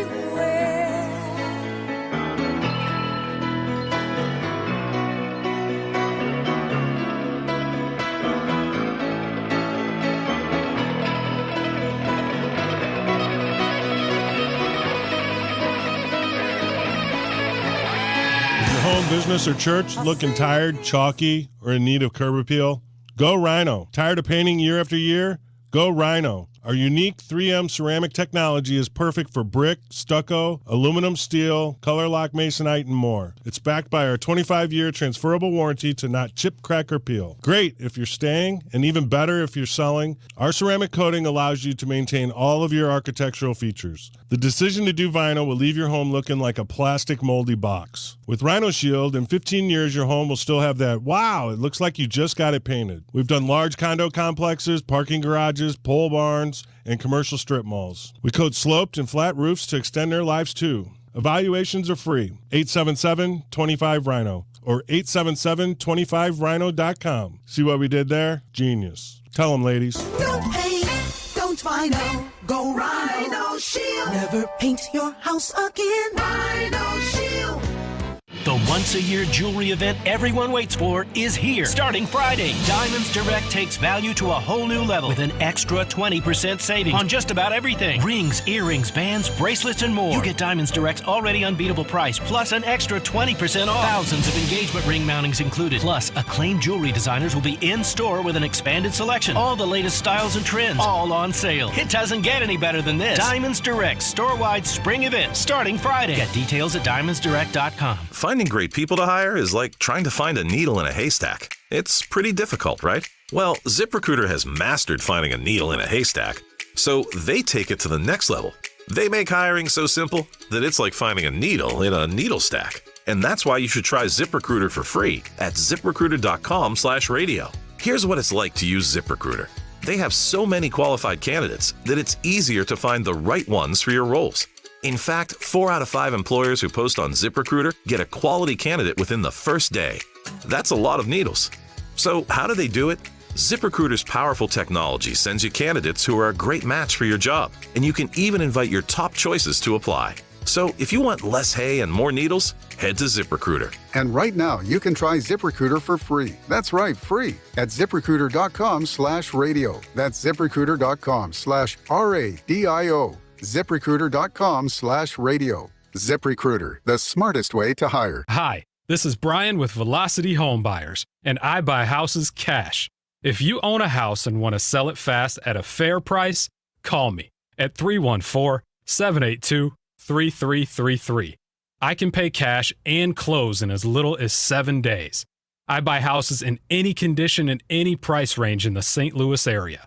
I'm a private real estate investor who buys several houses a month, and I want to buy more. I buy inherited houses, divorce houses, behind in payment houses. I even buy my tenant won't pay me the rent houses. Do you own a house that needs updating, but you don't have the time or money for it? Great, because I love buying outdated houses. I buy vacant houses, job relocation houses, and foreclosure houses.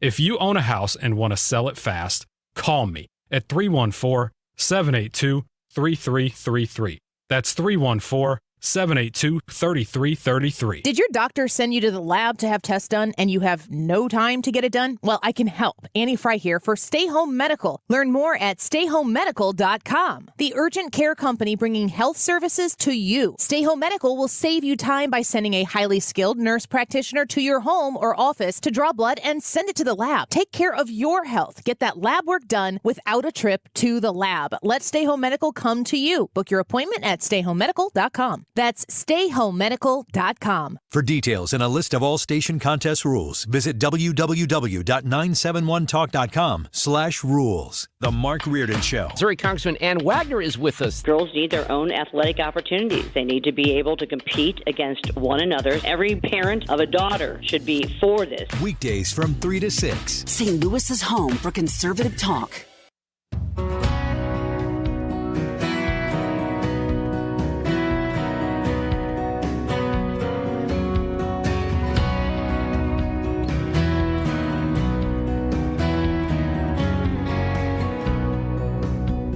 West, on a plane bound west, I see her stretching out below. Land, blessed motherland, the place where I was born. Scars, yeah, she's got her scars. This is the Annie Frey Show. Follow Annie on Twitter at Annie Frey Show. I don't want to lose sight of who we are. Welcome back to the Annie Frey Show. Interesting conversation with Deroy Murdock about what's going on in Chicago and the president's administration and the priorities that they seem to have, and how, at least from where I sit, they don't really match the priorities of the people who I have conversations with in my daily life. But so it goes. We've discussed quite a bit the Bud Light situation, the Dylan Mulvaney situation, and it makes me have a broader question here, which is essentially what I put down in the YouTube live chat poll today. Does a good conservative boycott products and services they like from politically different companies? Brad? I think no. I think that there's something to be said for using your money and your financial power, your economic power as a consumer, your consumer power, to help affect change in those companies that you need to be. So that, which sometimes it means withholding funds, sometimes it means using funds. And I've talked about this on before. It's like rewarding good behavior that you want to see. You spend your money on that. So I don't like all of the Disney movies that are coming out with Star Wars. I'm just going to use this as an example. I don't like all of them, but some of the Star Wars products that they do put out are good. But you don't like those movies because you think they're bad movies. I do think they're bad movies. That's what I said. Yeah. You don't like them because you think they're bad movies. I think they're bad movies, and I think basically they're destroying a product that I really, really loved and cared about. But that's not your choice to not watch those movies is because of the content that they put into those movies, not because of something the company did elsewhere. Right. But I think what I'm getting at is basically whenever they do something that I do like, I reward that with my money and my funds. And then whenever they do something that I don't like, I don't reward that. So, but if they wrote a Star Wars movie that you absolutely love and Disney is doing something that you don't like, are you going to see the movie? What is the something that I don't like? I don't know. You brought Disney up. It would have to be something pretty severe for me to just boycott it altogether. And that's like that with anything, really. It depends on what it is that they're doing that they are doing that I don't like. I don't reward campaigns that attack like people. For example, Gillette ran a campaign that attacked men. How? Basically, their ad was portraying all men as toxic and that we need to do better and blah, blah, blah. Was this a while ago? This has been a while ago. Yeah. Kind of resonates with me. Yeah. There's nothing better than a men's razor. I'm just telling you. This is like a current plight in my life. Is the razor that I love to use. I lost it or something like that, and I need a good men's razor. And it just is ridiculous to think that Gillette would be like, men suck. Yeah. That doesn't really make sense to me. Yeah, let me sell you a razor now. And I'm also thinking about, as a woman looking to buy a razor, and honestly looking to buy what I would call a men's razor, and I'm thinking, why don't you make these razors for women? And then I'm like, they do. They just look like men's razors. Like, it doesn't, like, what is a woman's razor? They make them pink. They make them pink and they put extra lotion on them. Well, I mean, sure, that's fine.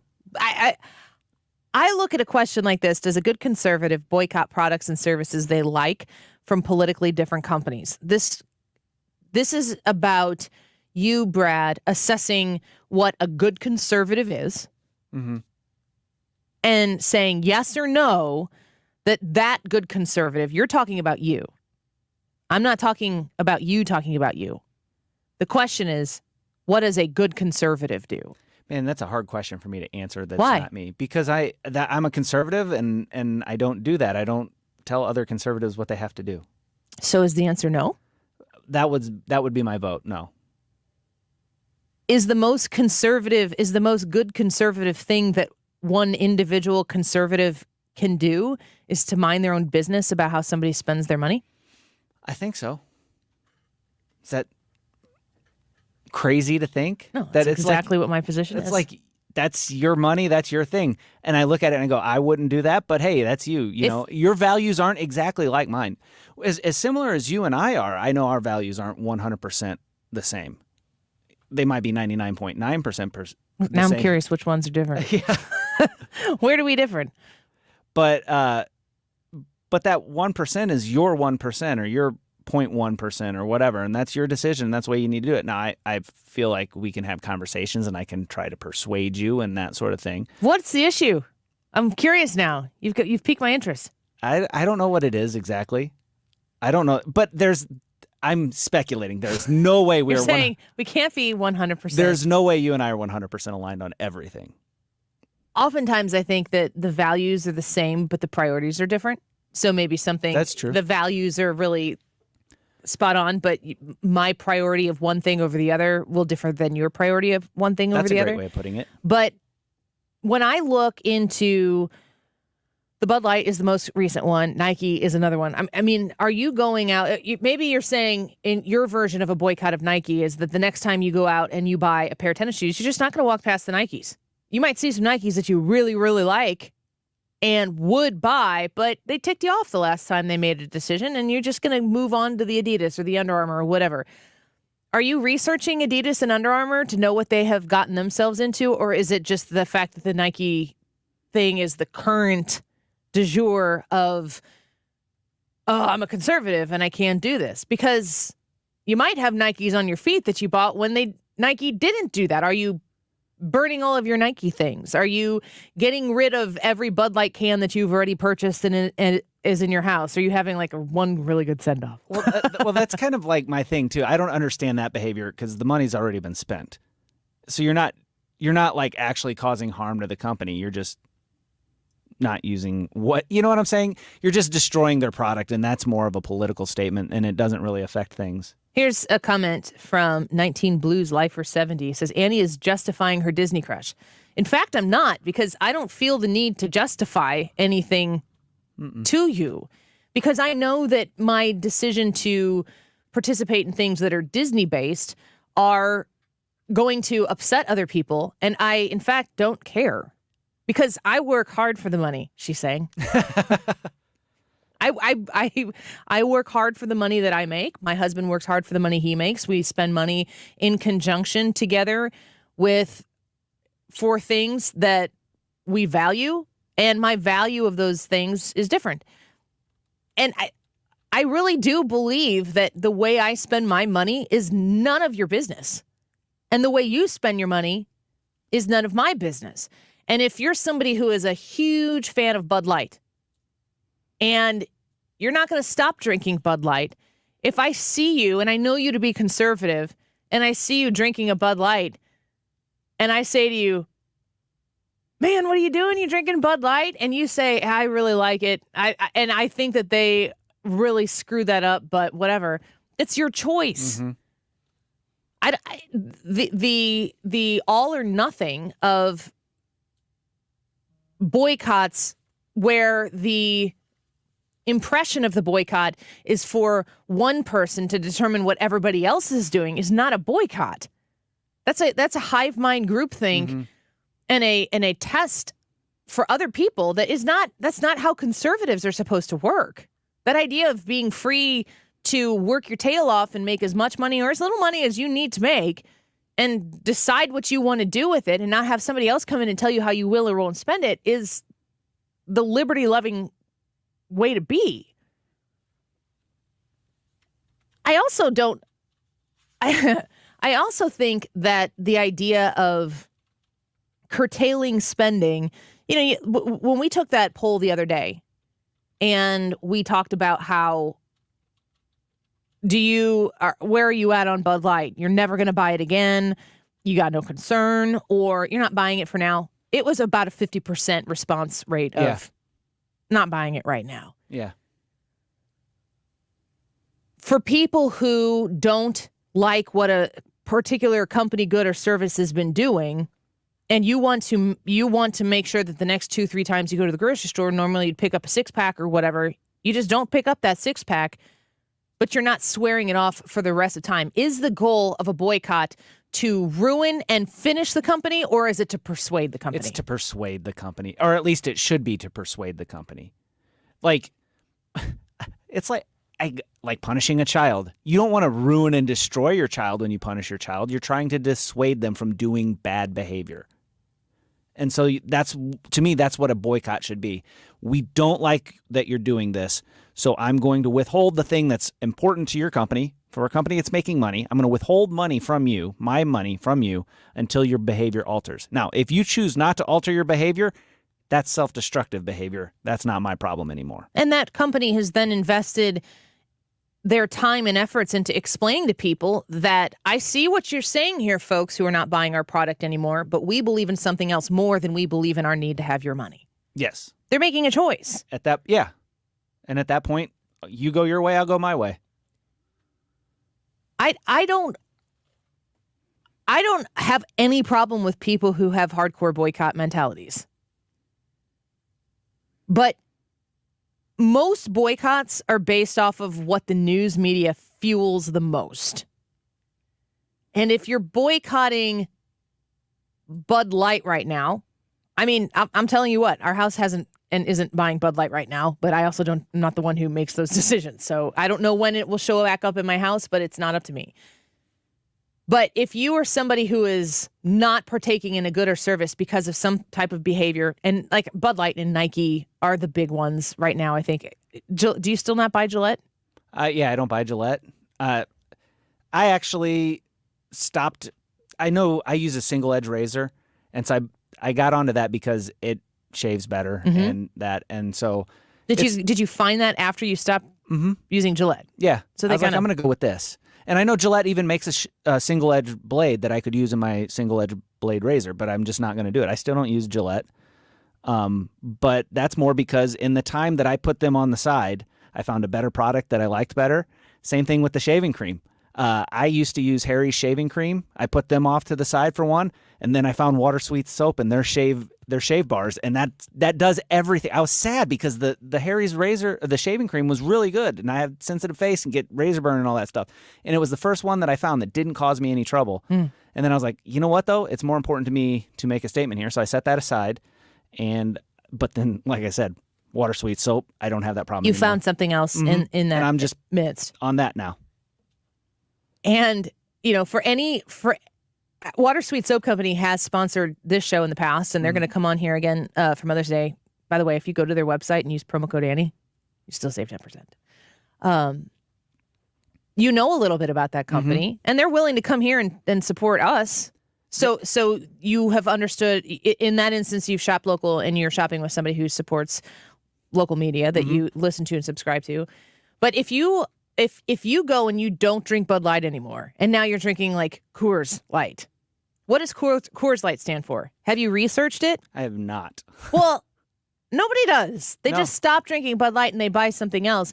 If you're not investing the time into understanding where your money is now going to be spent, and in turn worrying about how everybody else is spending their money, I think you need to sit down. That's fair. That's a 100% fair assessment of the situation. And this isn't like unique to left or right leaning people. I saw Alyssa Milano like virtue signal getting rid of her Tesla because Elon Musk, big bad Elon Musk, and she's like, instead I got a Volkswagen. It's like, do you know where that came Let's from? talk about let's talk about what I mean. That is the perfect example of how a boycott needs to be thought out. And the replacement of the goods or services that you're no longer participating in needs to be thought out. And then is that whole decision about you, or is it about judging what everybody else does? Because there are things that I have curtailed my spending on, and I don't really feel like in this country I should have to explain it to you in order to be, if I, still choose to go to Disney and say like 17 days. I mean, like, hypothetically, if I were wanting to do that, and people certainly are judging me for that, they're judging all of you for that, that you're going to go with me and participate in this. And I don't understand why you would spend time listening to other things that I say on the show and value those things and then question my judgment on this. But I can't care about it because I'm not living my life based on pleasing other people who are out there, because it's unsustainable. Yeah. To me, the boycott thing, if it's about you and your decisions, I think that that's a good, valiant thing. And I think the Bud Light thing really came out of everybody going, ugh, I just want to drink a beer. I don't even really care what they stand for, but just sell me beer. That's all. I don't need your virtue. So I would love to know what you think. Does a good conservative boycott products and services they like from politically different companies? I'm looking at the poll right now, and it is kind of lopsided. So go in there and let us know what you think, and we'll get some comments here. I guess throughout the show, I'll read some comments when we come back, and we will move on. So stick around. More Annie Frey Show after this. Don't go away. There's a way to find better days, I know. You're listening to The Annie Frey Show. Find the podcast, on-demand audio, and more at 971talk.com/Annie. That we all call home. Retirement Advisory Group is online at retirementkey.com. Thomas Helbig, Bob Kershaw, Tammy Kershaw, this family-owned and operated business here in St. Louis, is in the business of helping you feel confident and comfortable and anxiety-free about moving from savings into saving for retirement into living off your retirement. You want to have a worry-free retirement? You need to call Thomas Helbig of the Retirement Advisory Group, 314-993-9494. Call 314-993-9494 and talk to them about setting up a free consultation where you can have the discussion about where you are, where you want to be, and what needs to happen in order to get you there. Once you're in your late 50s, 50s and your 60s, it's a different kind of game. And you look around at what's going on in the economy today and you say to yourself, do I need to be worried about this right now? Am I prepared to be able to shift from making money to paying myself out of the retirement that I've saved? They will go over everything you need to know about how they can help you and structure your retirement so that it is there for you the way you expect it to be. 314-993-9494, online at retirementkey.com. Adam, man, your aunt parties are the best. I mean, you always find the best kitchens with all the crumbs. Thanks, man. I love finding these homes to do this at. Oh, man, who just pulled up? Oh, no, it's the pest control company again with those green wheels. They seem to kill every one of my parties. This is Derek, the owner of All Solutions Pest Control. Give us a call today at 636-486-7888. We'd love to help you out. Learn more about our special $67 offer. You can visit us online at allsolutionspestcontrol.com. If a pest-free home is your goal, call All Solutions Pest Control. When it comes to finding the perfect grill, family-owned and operated Cotton's Ace Hardware has you covered. Get free delivery and free fuel on any grills over $300, and free assembly and haul away of your old grills with the purchase of a new one. With a selection from Weber to Traeger and your local retailer of the Big Green Egg, Cotton's Ace Hardware makes it easier than ever to replace your old grill. Let Cotton's Ace Hardware make your family barbecue more enjoyable with that one-of-a-kind grill you've been looking for. Find your nearest St. Louis area location at cottonsacehardware.com. Hello, I'm Howard Mackler, founder of Innovation Refunds. You've heard me talking about the payroll tax refund for months. I'm so proud that we've helped over 15,000 businesses claim over $5 billion in cash incentives. If you own a business, even if you've asked your CPA about this, you owe it to yourself to take another look. Every client is assigned a licensed and insured tax attorney who evaluates your company at my expense to accurately determine eligibility. Innovation Refunds has hundreds of 5-star reviews on Trustpilot and Google, and your business might be entitled to receive up to $26,000 per employee. Businesses of all types can qualify, including medical, professional, construction, even nonprofits. Please don't miss out on this. Even your doctor would tell you to get an expert second opinion, and we do a lot of work for doctors. Download the Innovation Refunds app now or go to getrefunds.com to potentially get a payroll tax refund of $26,000 per employee. Getrefunds.com. Getrefunds.com. The only person who can change your life is you, but you need to know how. Listen to my show, The Del Walmsley Radio Show, where the hype ends and the help begins. Listen to The Del Walmsley Radio Show this Saturday afternoon from 1 to 2 p.m. on 97.1 FM Talk. Join us at Odyssey as we all do our one thing. Together millions of things as we count down to Earth Day. Just 3 days to go. Stop choosing between paper or plastic and reuse the bags you do have. Better yet, get a couple of reusable grocery bags to reduce waste and keep some bags in your vehicle for any last-minute shopping trips. When we each share our one thing, it becomes 100 things, 1,000 things, 1,000,000 things for our planet. What's your one thing? You're listening to the Annie Frey Show live from the Air Comfort Service Heating, Cooling, and Insulation Studio. Warmer days are coming. Time to schedule your annual AC system check for as little as $15 a month. For any residential or commercial HVAC services, visit aircomfortservice.com. Free speech has a home. 97.1 FM Talk. Your home for conservative talk. One of the only places where conservative ideas aren't shut out of the conversation.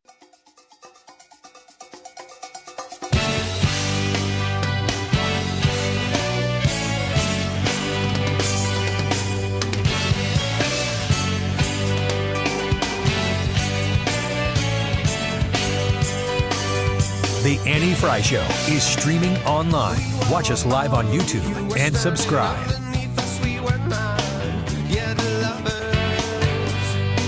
Dragons were smoked, bumblebees were stinging. That's how I soon to be crazy.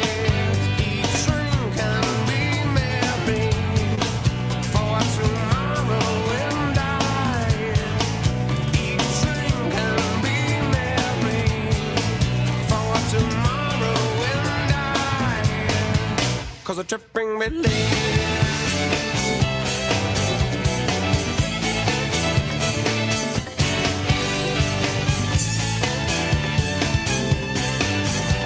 Follow Annie on Twitter at Annie Frey Show. We're wearing nothing but our shadows falling down on the beach sand. Remembering once out on the beaches we wore pineapple grass bracelets. So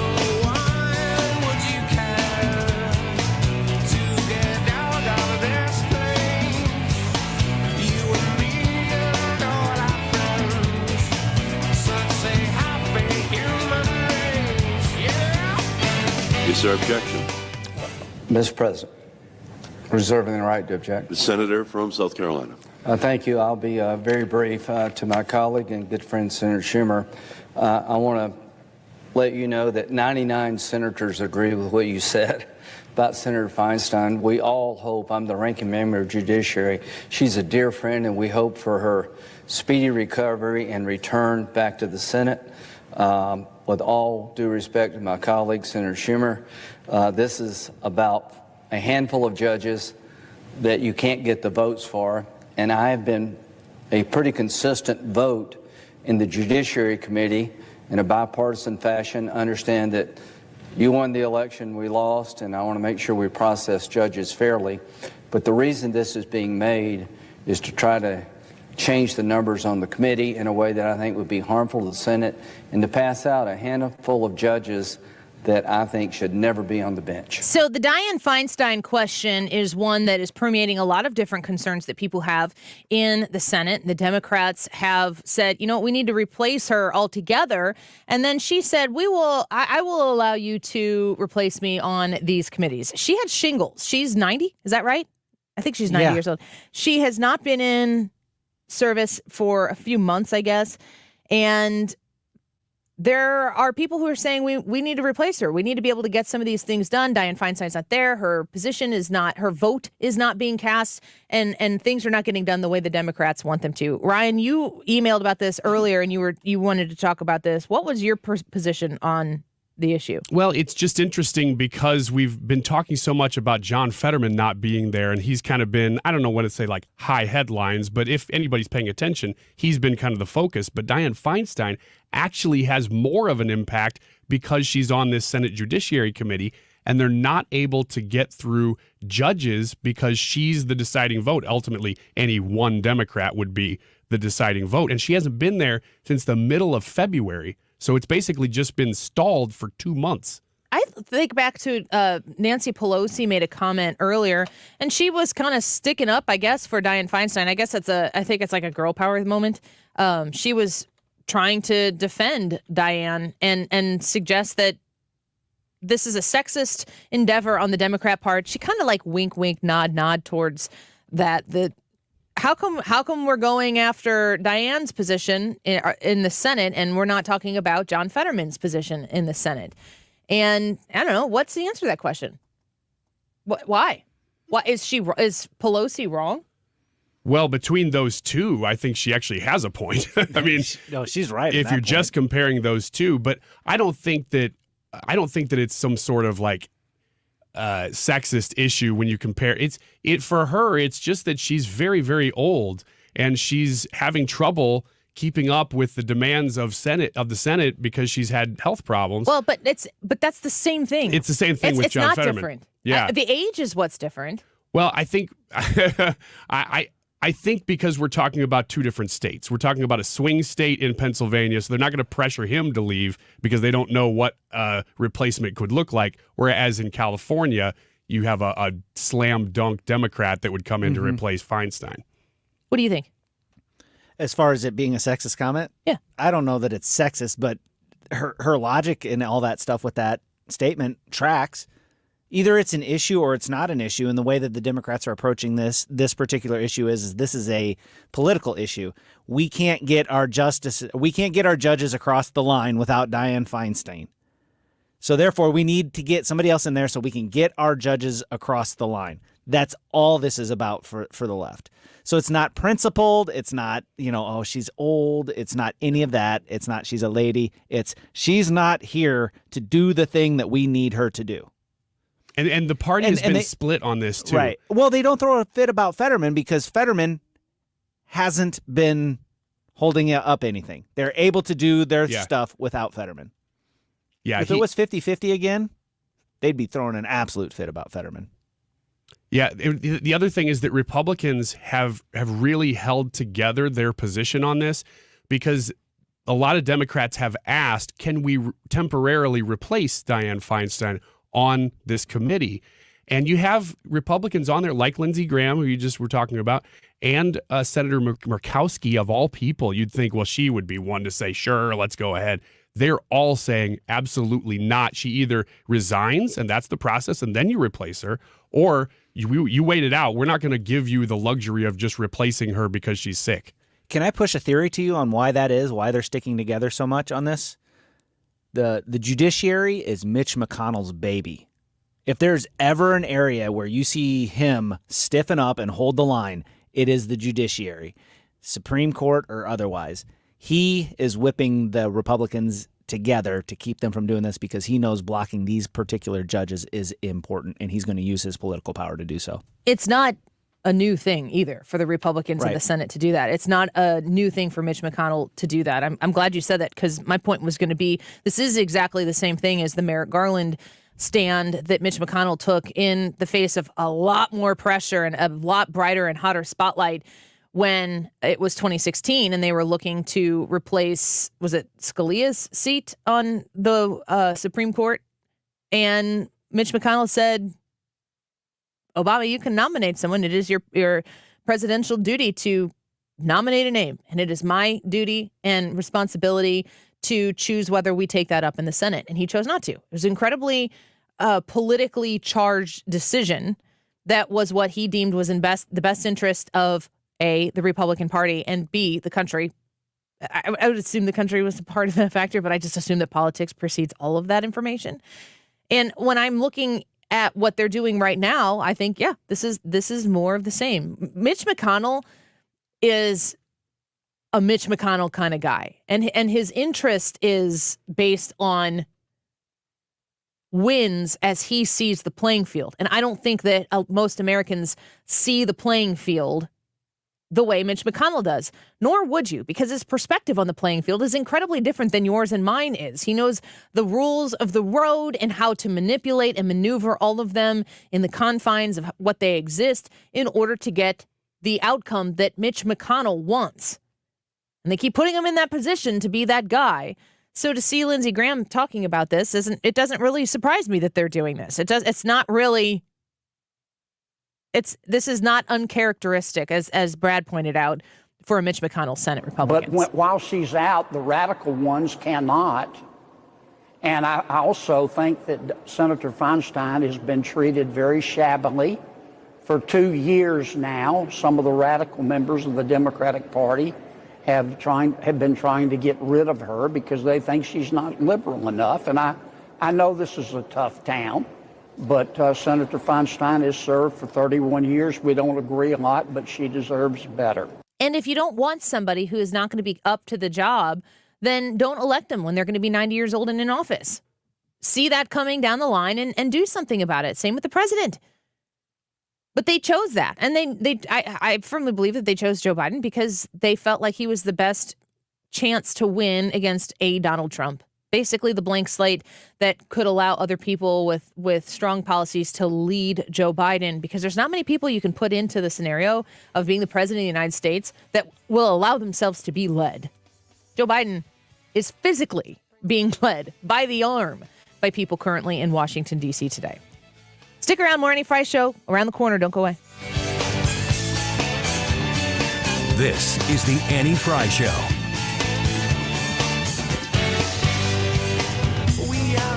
Did you know the IRS is a super creditor?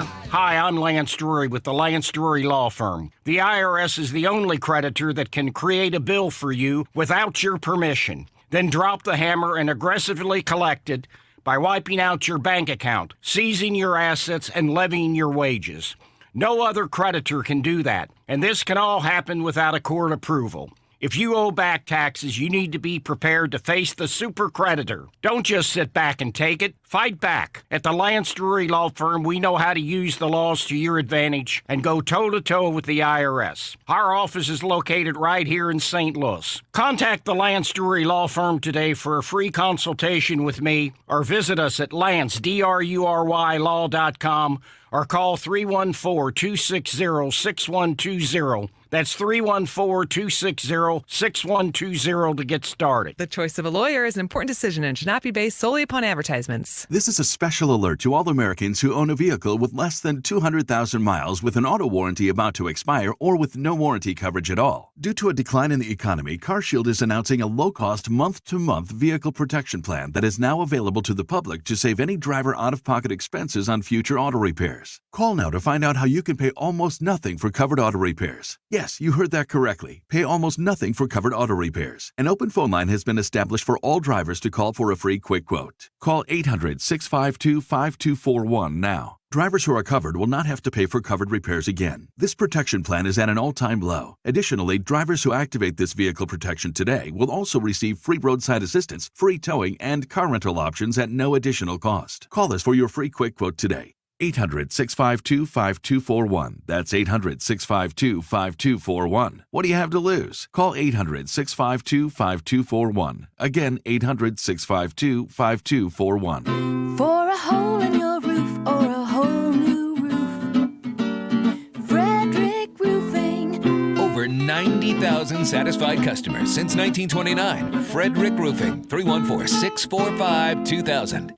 Hi, Chad Hansen with Hansen's Tree Service. Spring is here, and if your trees are looking sick or if you have insects that aren't welcome in your landscape, Hansen's can help. Our plant healthcare program offers tree and shrub fertilization as well as pest management to maintain a great-looking landscape. Check us out at hansonstree.com. Hi, it's Scott and Andrea from Best Buy Flooring.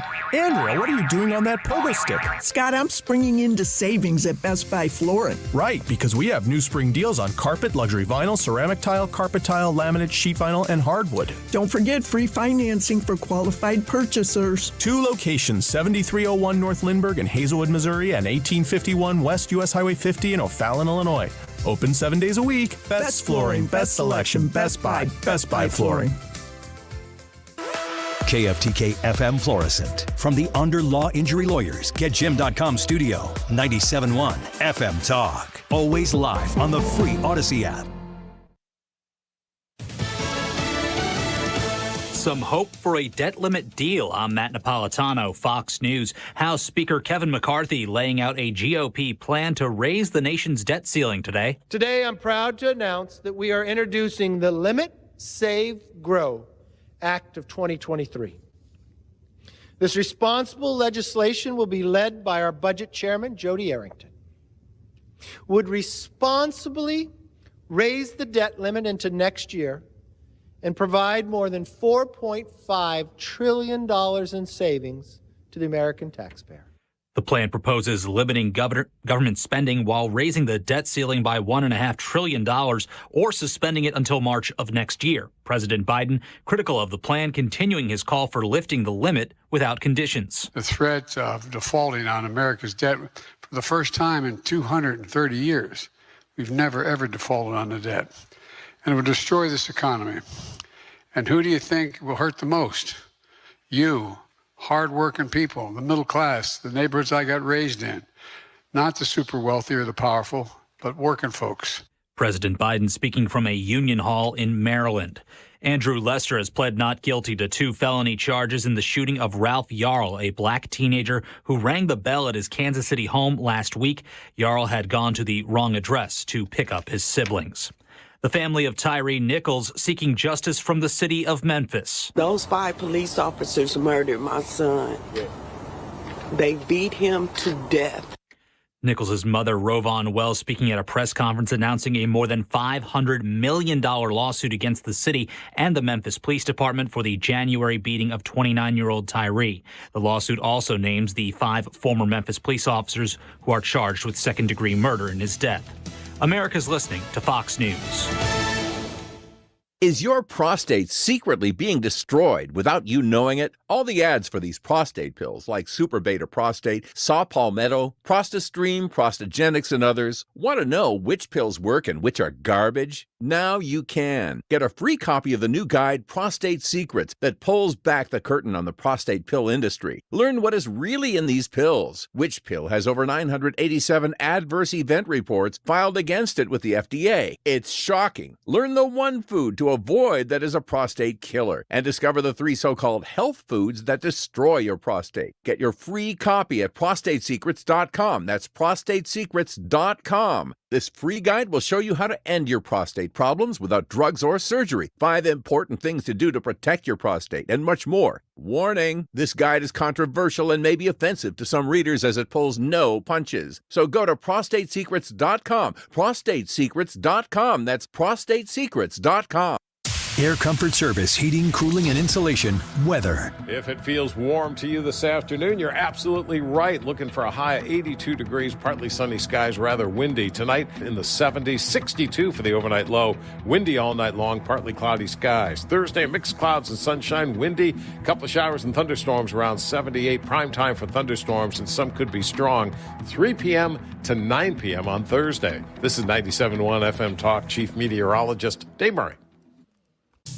If you own a home in St. Louis and you want to sell it as is, without any inspections or the need to make any repairs, call Chris Buys Homes, stlouis.com at 314-782-8000 and get your cash offer without any obligation, commissions, banks, or headaches. Chris buys vacant homes, inherited homes, fixer-uppers, beautiful homes, even the tenant who won't pay the rent apartment. Google us. Chris Buys Homes in St. Louis, and check out our best reviews from satisfied customers. When you sell to Chris, you decide when you want to move, according to your schedule and your terms. Go to our website, chrisbuyshomes.stlouis.com, or call Chris at 314-782-8000.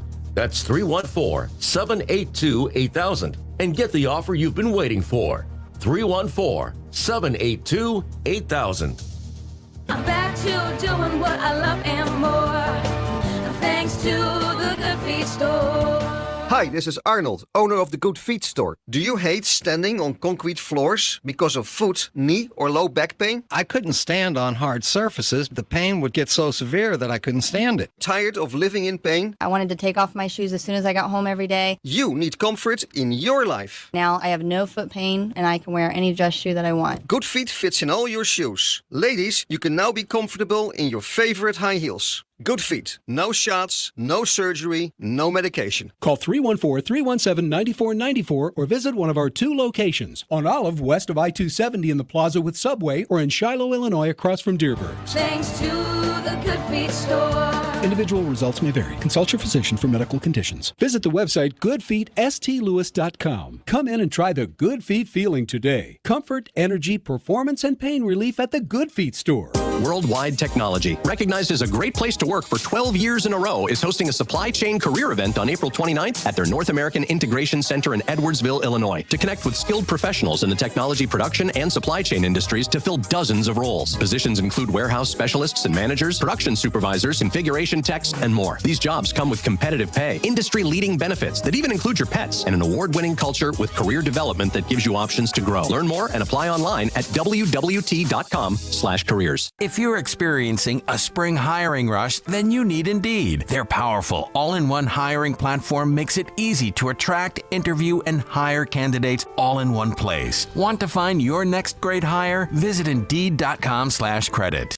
Want immediate cash for your home or see what your home is really worth in today's market? Find out for free from the local experts, my friends Mark and Neil Gelman of eXp Realty. Check out thegelmanteam.com today. That's thegelmanteam.com. St. Louis is home for conservative talk. Mining for truth in a landscape of BS. 97.1 FM Talk. That is exactly what I needed to hear. Thank God someone here knows what they're talking about. That's us. That's right. Gotta love this American ride. All right, you need to take the time and get the full picture. Come on, turn the radio on. It's Saturday and I won't be long. Don't get me wrong. I love the ladies. I mean, they rev my engine, but they don't belong in the newsroom. It is Anchor Man, not Anchor Lady. What do you want from me? I'm not America's sweetheart. Goodness sake, kid. Keep your voice down. Your father's listening to the radio. I'm not America's sweetheart. This is the Annie Frey Show. So we have on, what channel is this that is even on? Is it 4? I think it's 4. Yeah, I think so. I think it's Channel 4 because I think that Mark Cox in the mornings is apt to watch Channel 4 in KMOV, but he's somewhere else these days, right? Mm-hmm. Isn't he on vacation? Like he's like, in a foreign country or something. Italy. Yeah. Illinois. So it's always on Channel 4. Italy? Man, that must be nice.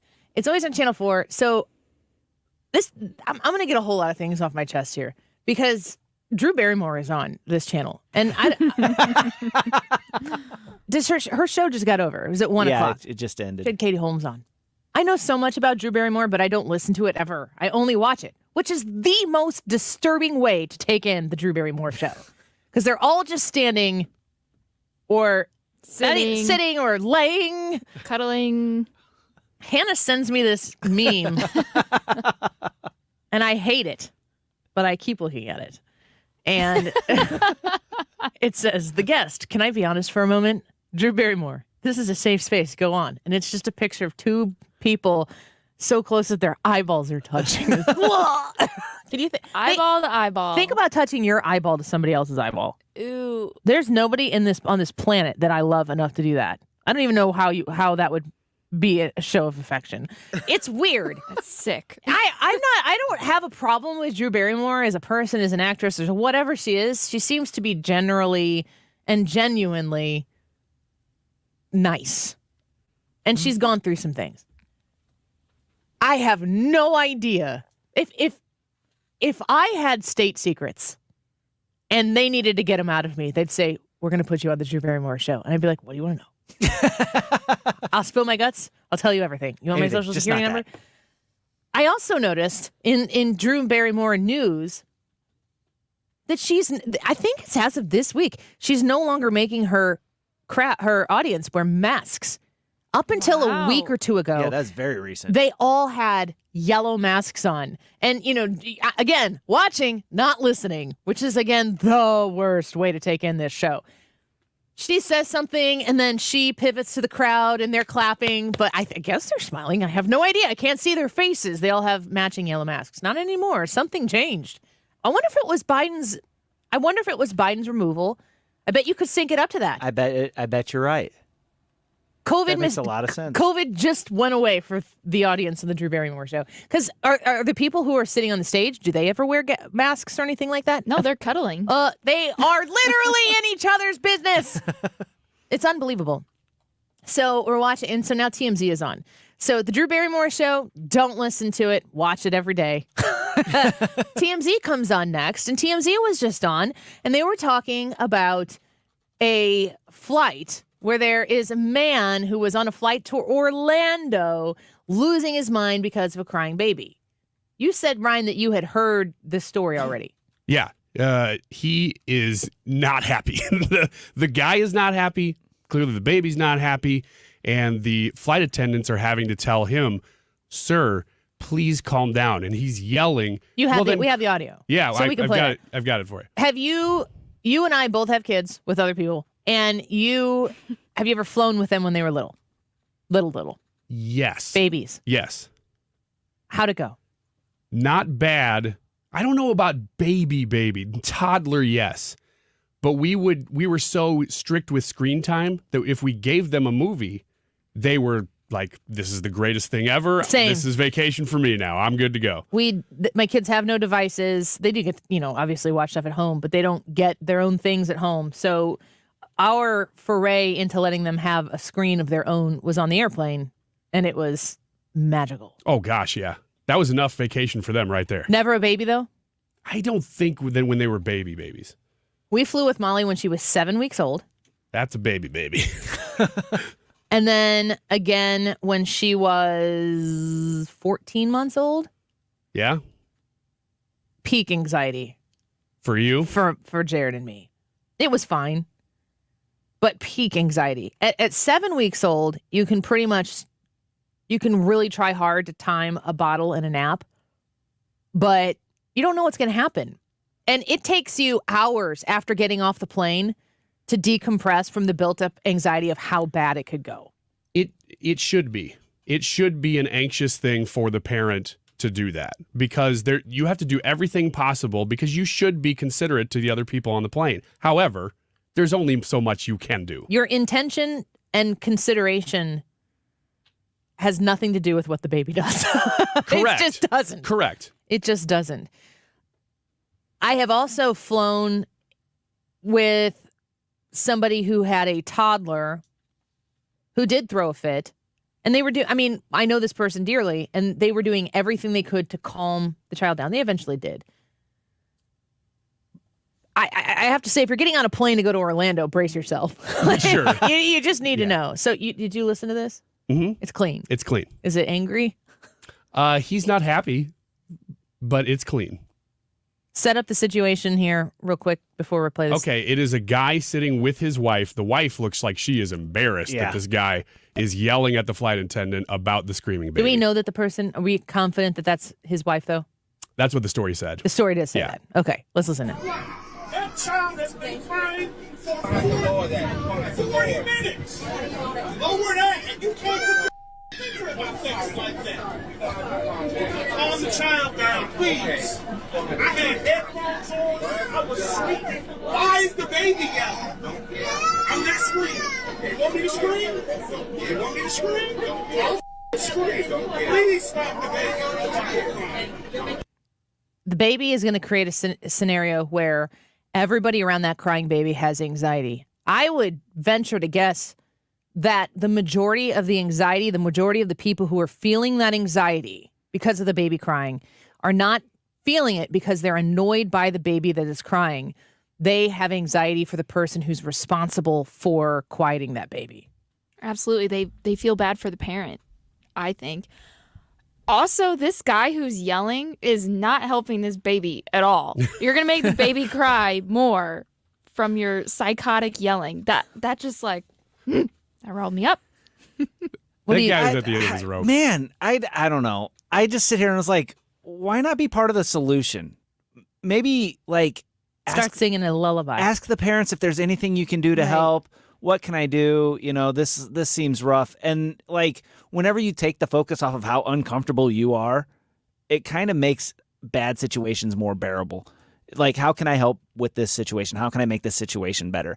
There's probably nothing this man can do because the parents, if they could stop this baby from crying, they would stop the baby from crying. But it's a baby. It's a person. It's not an off switch. You can't be like, turn that baby off. You can't do it. No parent is sitting there being the one who's like, I think it's cool. Yeah, let him go. Let him rip. I mean, not initially. Maybe after somebody throws a fit long enough. If that's happening and you are in the vicinity of crying kid and screaming grown man, how are you just sitting there waiting for the flight to land? What are you doing? I'm trying to comfort the parents. I'm trying to get their attention away from that man throwing a fit. And maybe throwing the occasional nasty look at that dude as he throws a fit. But he's not looking at anybody. He's not going to do that because he doesn't want to see that judgment come back on him. He seems to be pretty concerned with himself. Yes. In that moment. He's going to look up at he's not going to do anything that is going to allow him to get out of that I'm angry situation right now. Ryan, how are you handling it? When we're flying to Orlando and Brad won't stop crying. So Brad's like right next to us, won't stop crying. I've given him And I'm sitting here screen. going, will somebody shut this crying man up? Yeah. And then how do you react? I can't help it. Yeah. And if my ears hurt. I'm hungry. Somebody turn that crying man off. Man, that dude's blood pressure is out of control. Look at his red face. In that situation, I am probably here's the deal. If that guy's right and that baby's been crying for 40 minutes, which is what he said, he's not the only one who's frustrated. Mm-hmm. Everybody on the plane is frustrated if they've been here for 40 straight minutes. That's fair. That's a long time. But what are you going to do? That's exactly it. That's like my whole you point. can't really do anything other than just sort of like the old subtle social pressure to the parent, like, hey, we understand. Like, you're not even saying it. You're just like, and we get it, but, you know, maybe try something different. I don't know. I am not doing anything to answer your question, though. To either. You're just I am sitting not there. doing anything. I'm just sitting there. You're managing yourself. Yes. Which is what can a you do? grown person should Yeah. do. Hannah? I think I would have a hard time not saying anything to the grown man who's Yes, yelling. I'm so hoping this happens on our flight. We're just going to say, Hannah, go get him. Yeah. I Hannah really can do. help. I think I can just see myself like whipping my head around and being like, you're not helping. Like, Whoa, just that stop girl's talking. eyes are red. I think I would have a hard time. And after I would confront the man that's screaming, I would probably comfort the parents because I feel horrible for them. They're already stressed out that their baby's crying. Now they have this maniac screaming at them for no reason. Here's the question. All those people get off the airplane and go about their business. They're going to Orlando. Maybe they're coming home. Maybe they're going to a terrible, hateful place. Do people tell that story about the crying baby that wouldn't stop, or do people tell the story of the grown man who wouldn't stop? The grown man, absolutely. That's the TMZ story. TMZ's picking it up, so that's the story. There are crying babies on airplanes all the time. They don't make TMZ. Right. But angry man on an airplane who is yelling about a yelling baby, you become the story. I tell you what. Who's the baby now? The crying baby. Will you say that on the airplane? Yeah. Oh, man. Yeah. I'm here for that, Hannah. I got your I was going to 6. set this up purposely. Sit next to Ryan so he can protect you. Here's the deal, and I'll just She'd be warn like, you she guys. said it, not me. Yeah. Here, have her. Ryan's already declared that he's a non-interventionalist. He's just going to be, I'm going to sit there and I'm going to manage myself. I got nothing to do But with I'm going to her. whisper to Hannah the whole time, isn't this driving you crazy? Shouldn't you do something You about should it? say something to him. Go get him, Hannah. Shoves me into the aisle. You said it on the radio. Come on. I'll tell you what does drive me crazy is when there is, and I almost to the point of really getting involved in a situation with this. If there is a kid behind me, or even a person, but usually it's a kid, who is kicking my chair and it is lasting longer than a couple minutes, I am boiling. Because I am like, parent, intervene, because that ain't a baby. That's a kid. You can tell a kid to stop it. Are you saying something, or are you just going to be sitting there stewing in it? I will stew in it for quite a while. Then at about the 5 to 10 minute mark, if it's constant, I will turn around and huff, shoot a little glance at the parent of the child. Let them know that, hey, I can feel you kicking my chair. I may have even said that at one point. I can't remember, but I think I have. It went fine. I'm going to kick your chair. Good. We're going to manufacture. Brandon just said here. I know you are. Would Hannah getting in a fight with an angry grown man on an airplane be good press for the AFS or bad press? Well, if you're in the business, you know all publicity is good publicity. Does it matter how old the kid is, how you handle that situation? Mm-hmm. Yeah, it does. If they're older, if they're aware, if they can be made aware, maybe they don't know, but if the parent can tell them, hey, this is a thing, don't do that, somebody else can feel that. Oh, okay. If they can be made aware, then to me, that's something that I might intervene in. I think it was the pitcher for the Toronto Blue Jays. Did you see this story? Where his wife was flying on a plane, had their young kids with him, I think a 5-year-old and a 2-year-old. They were eating popcorn on the plane. At the end of the flight, they'd made a mess of the popcorn all over the place. At the end of the flight, according to this Major League Baseball pitcher who tweeted about this, said that the flight attendant made his 22-week pregnant wife get on her hands and knees. I'll read it. It's Anthony Bass from the Blue Jays. The flight attendant United just made my 22-week pregnant wife traveling with a 5-year-old and a 2-year-old get on her hands and knees to pick up popcorn mess by my youngest daughter. Are you kidding me? With a photo of the popcorn on the floor of and their kiddos sitting there on the United flight. Immediate reaction to the flight attendant telling the mom of these children who happen to be 22 weeks pregnant, can you please clean that up? If she's showing that she's pregnant, just leave it alone. No, don't say anything. So do you say, oh, you're showing a little bit. Are you pregnant or no? See a little bit of a bump there. Is that a baby or is that sandwich? Yeah. Answer carefully because this is going to dictate my next actions. Yeah. I'm totally pregnant. Baby or popcorn? A lot of popcorn in there? If you can clearly see that she's pregnant, just leave her alone. But if not, I think there's a little bit of accountability there. I kind of get it. Flight attendant might ask. The 2-year-old, it's like, okay, 2-year-old's going to make a mess. The 5-year-old, though, I think it's more reasonable to have the 5-year-old pick up their mess. But it sounds like it was the 2-year-old that. Why would the 5-year-old not pick up the 2-year-old's mess? Man, I'm using that at my house all the time. Hannah? Yeah. Big sibling? Does a mother of 2 children who are flying, who is carrying another child, is it her responsibility to clean up that popcorn mess on the floor?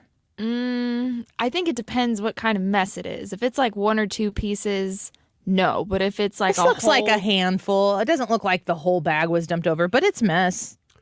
Where is Toronto Blue maybe Jays if pitcher? Maybe if she had trouble like bending over to pick it up, maybe she could mention to the flight attendant like, "Hey, my kid's made a mess. I'm pregnant. I'm having trouble like bending down to get it. I'm sorry. I just wanted to let you know," or something like that. I'm thinking back to Ryan's comment suggesting it matters if she's pregnant or just fat. And fat people everywhere being like, why should it matter? Of having trouble bending down to pick it up. I'm going to try to use that next time. Sorry, I can't bend over. Too fat. Who's going to argue with you? What do they say? Really, if you said, I can't, I'm too fat. The flight attendant goes, yeah, you're right. Or what if they comforted you? No, you're not. You're not fat. Bend over and clean you're your not mess that up. fat. Clean up that popcorn. I assure you, ma'am, I am that fat. I feel like that immediately diffuses the situation. Well, the pitcher for the Blue Jays was very unhappy that the flight attendant made his wife do this, so much so that he tweets this picture of a pretty messy floor of popcorn all over it, and the two kids on their devices with their headphones on, and everyone's like, it's your kid's mess. Clean it up. Yes, it's true. You know, that's the other thing is that part of the anxiety of being a parent in this situation. Maybe don't bring the popcorn because you know that's a messy food. Bring something that's not quite as messy. I'm not saying that goldfish can't get messy, but they're a little less. Yeah, bring pudding. And no spoons. No spoons. Let them eat it with their fingers. Just like Ron DeSantis. We'll be right back. Don't go away.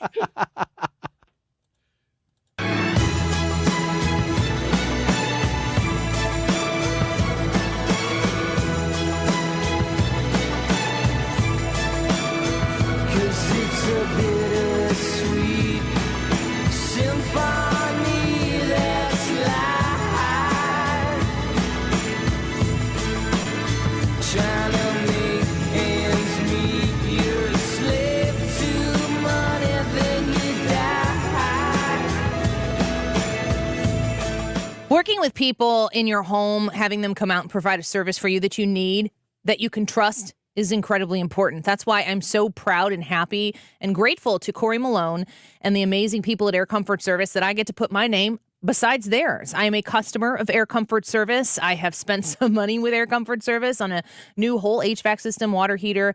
They have done an AeroSeal duct sealing in my house as well to make sure that the air that is blown through the ventilation is dispersed equally into my house so that the bedrooms on the second floor are heated and cooled appropriately compared to the rest of the floors on the home. When you have Air Comfort Service take care of your air conditioner needs that so far this year, you've maybe kicked it in once or twice and you realize this isn't pushing the cold air like it's supposed to be. They come out, they assess your situation, and they're going to treat you and your situation with respect. They have great access to rebates and great financing opportunities as well. Trust the people that I trust in my home at Air Comfort Service, 314-513-0091, aircomfortservice.com. Cardinals fans, baseball is back. Down the line! Does it stay fair? You bet!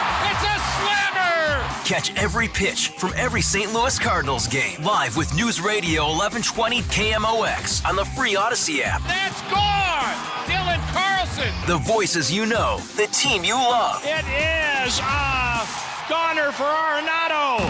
Your St. Louis Cardinals, your Odyssey. Download the free Odyssey app today. The once-a-year jewelry event everyone waits for is here. Starting Friday, Diamonds Direct takes value to a whole new level with an extra 20% savings on just about everything. Rings, earrings, bands, bracelets, and more. You get Diamonds Direct's already unbeatable price, plus an extra 20% off. Thousands of engagement ring mountings included. Plus, acclaimed jewelry designers will be in-store with an expanded selection. All the latest styles and trends, all on sale. It doesn't get any better than this. Diamonds Direct store-wide spring event starting Friday. Get details at diamondsdirect.com. Seems like the last few years now, the violence, the hate, the anger is growing.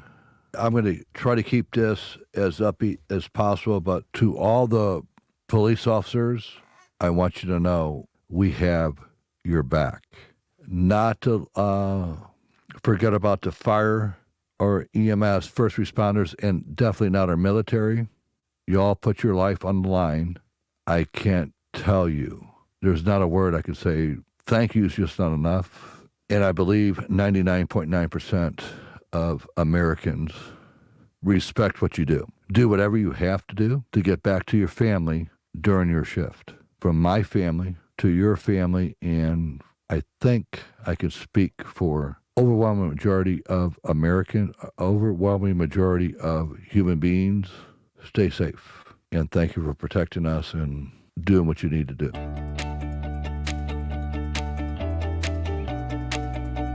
Hi, my name is Martin Winslow, founder and president of Bethlehem Christian Academy. Join us on our mission to be the hands and feet of Jesus and reach the nations with the gospel. Support BCA's ministry in transforming lives by feeding and educating poor and orphan children in some of the poorest places in Africa and South Asia. BCA's ministry not only provides physical bread to these hungry children, but also spiritual bread through the Word of God. Here's how you can help. For just $36 a month, you can offer these kids hope of a better future, but more importantly, give them the opportunity to learn about Christ.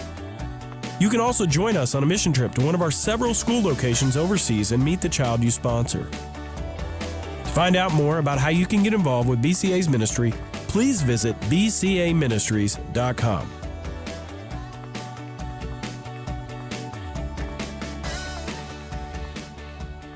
There are many ways to listen. Most choose radio. But have you tried streaming? Download the Odyssey app and you can stream 97.1 with one touch. Or try it touchless by telling your smart speaker to play it.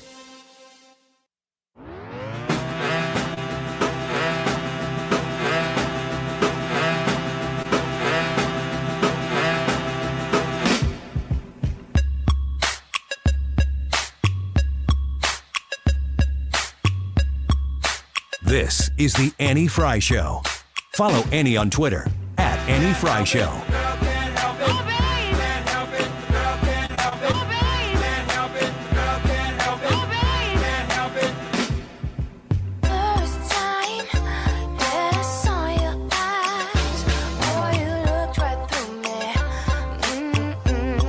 Welcome back to the Annie Frey Show. Is there something I teased? I can't remember what I said I was going to talk about. You mentioned something about sound, but I don't think you teased that on the air. I still don't know what you're talking Blank about. slate. You can do anything you want. You didn't tease anything because you went out and I wasn't ready for it. I remember that. Just threw me way off. St. Louis It was like a really good end, and then, there's the music. No. Boom. That's awesome. Excited about tomorrow. Thursday, we're going to speak at 1:25 p.m. with Missouri Attorney General Andrew Bailey about the developments in the Kim Gardner case, what's happened, what he sees happening next. So Andrew Bailey going to be with us at 1:25 p.m. Thursday. You're going to want to tune into that. They're talking about the Supreme Court has extended the access to the abortion drug, and I pulled up Fox News because usually a story like that is top of the line, and it is not on here right now. So I'll get you the details on that in a second. In the break, we were talking about Harry Potter. Who in here, raise your hand, because it's radio. Thank you. Awesome stuff. All right, That might good have been the stuff. best Let's on-air talk about the product we've next had. thing. Who's watched Harry Potter? Some, total, all, none. Not anything. I've seen them all. You've seen them all? Mm-hmm. I've seen them all. You've seen them all. Who is Harry Potter? Okay. He's the boy who survived. Come on. I've never seen Harry Potter. I don't disrespect Harry Potter. It came out, I guess it started coming out when we were in high school. Sounds like you're disrespecting I'm Harry not Potter. sure. I the bet a the Harry books or Potter the would think movies? that. I don't know. Because the movies came out. I feel like I was out of high school when the movies started coming out. It was early 2000s when they started, yeah. What real quick 3-sentence assessment of your love and affection or lack of for Harry Potter? Overblown, still enjoy it. A lot of biblical allegory in the later ones. I like it, sort of generally. The books came out starting in 1997. What about you, Brad? What is your thoughts on the movies? You enjoy them? Yeah, 7 of 10. I mean, I won't. It's not like a movie. Wait, 7 of 10 what? 7 of 10 stars. 10 being Oh, I good. thought you meant movies. I was like, jeez. Who rates movies on the 10-star scale? Brad does. Oh, yeah, I'll go about ahead a and do that too. That's 5-star? fine. I'll That's do called the 7. Brad scale. It's not a thumbs up or a thumbs down. It's enjoyable. It's not a bad scale. No. I just want to know It's If enjoyable. we're talking Brad scale. But I'm also not like, hey, I've got to watch all these Harry Potter things. I'm not like super obsessed with the next Harry Potter series or stuff or whatever. Is there another one? They're talking about doing an HBO Max series on it, and I'm not sure. Which sounds like a reboot, a complete reboot. Yeah. So I'm not sure as far as that. I'm not like, oh, I need to see this. I don't have. Is strong Rowling in feelings. charge? No. She's involved. Oh, is she? Yeah, I don't know how deeply she's involved, but she's certainly there. And that's why people are talking about it. Is Sorcerer's Stone the first one? Yes. 2001. So you guys graduated in 2001. 01. So you would have been in high school the first half of the year. I was in 02, so I would have been in high school. So it depends. I graduated in 99. I was in. Oh yeah, that's partially in the womb. You were partially in the room. Really? Partially. That you were being In born during the 2001. screening of the original Harry Potter? For a year.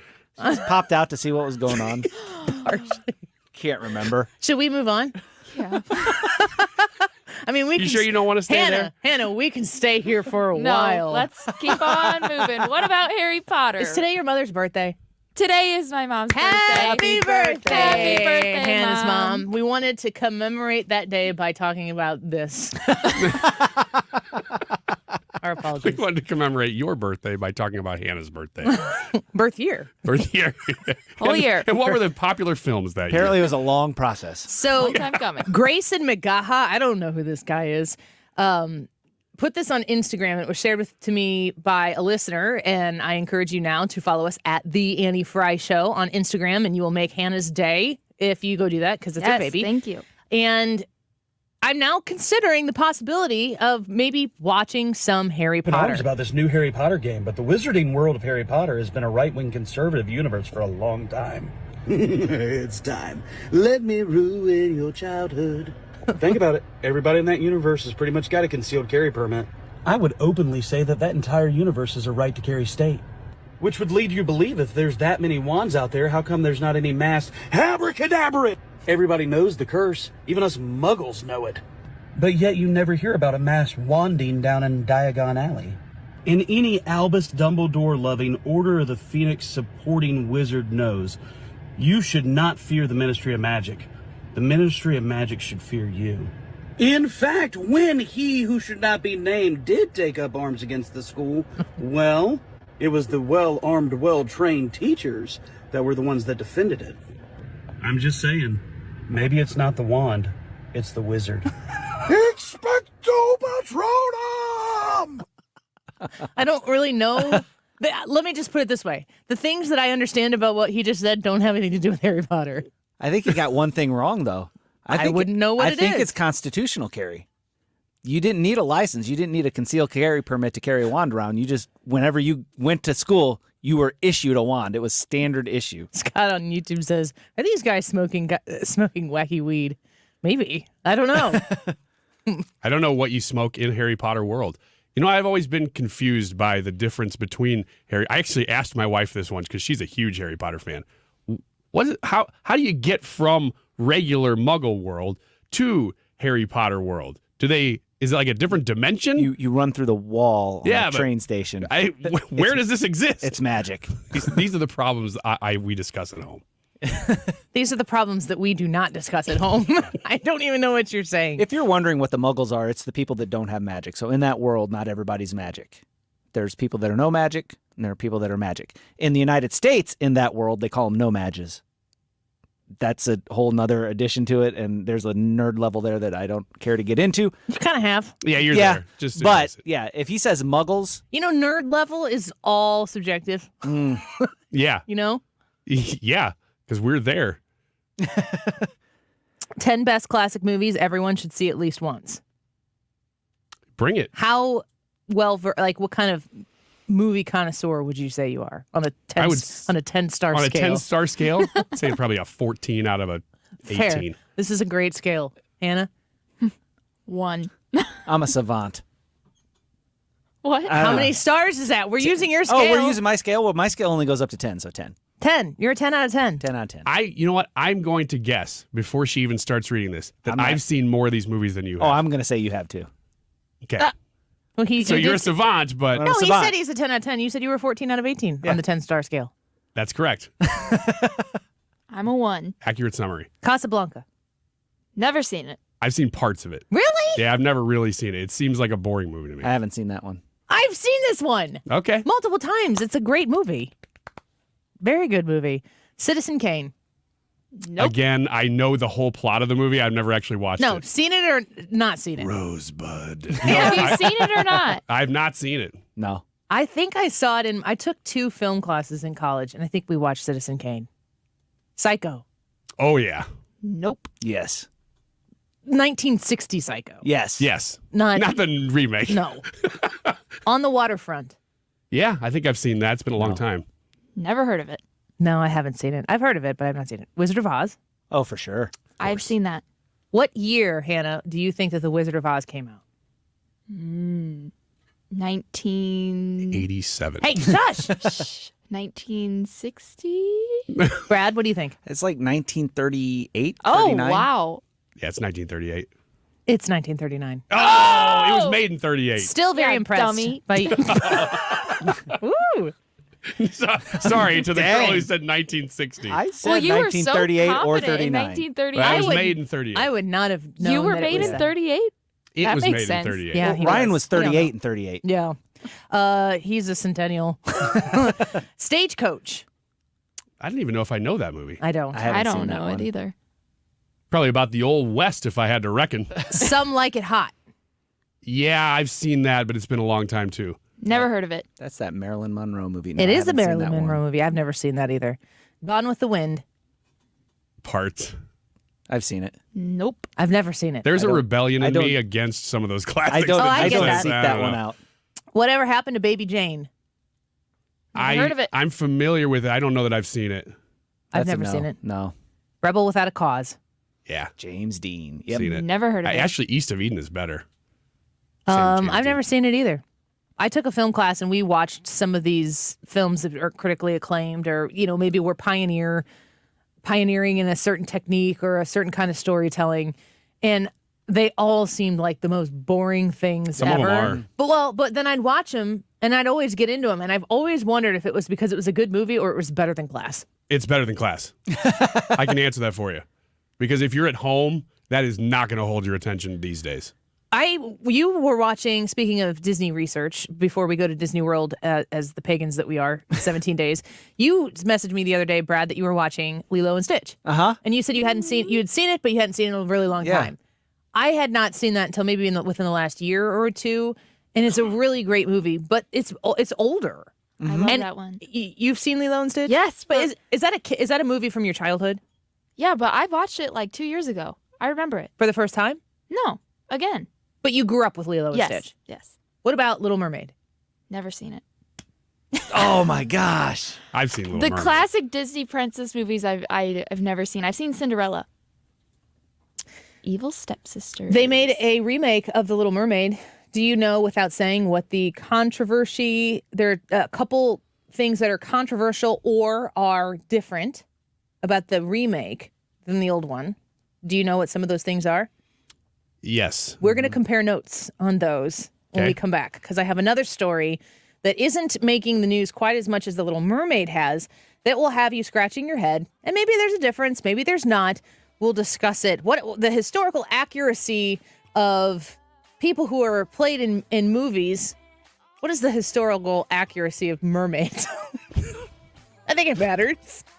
It definitely does. Get to that, as well as the YouTube live chat poll results. I changed it on the thing because the way I wrote it first was too long. Does a good conservative boycott products and services they like from politically different companies? Yes or no? We'll be back in a minute. Don't go away. This is The Annie Frey Show. Interact with Annie on Facebook. The Annie Frey Show.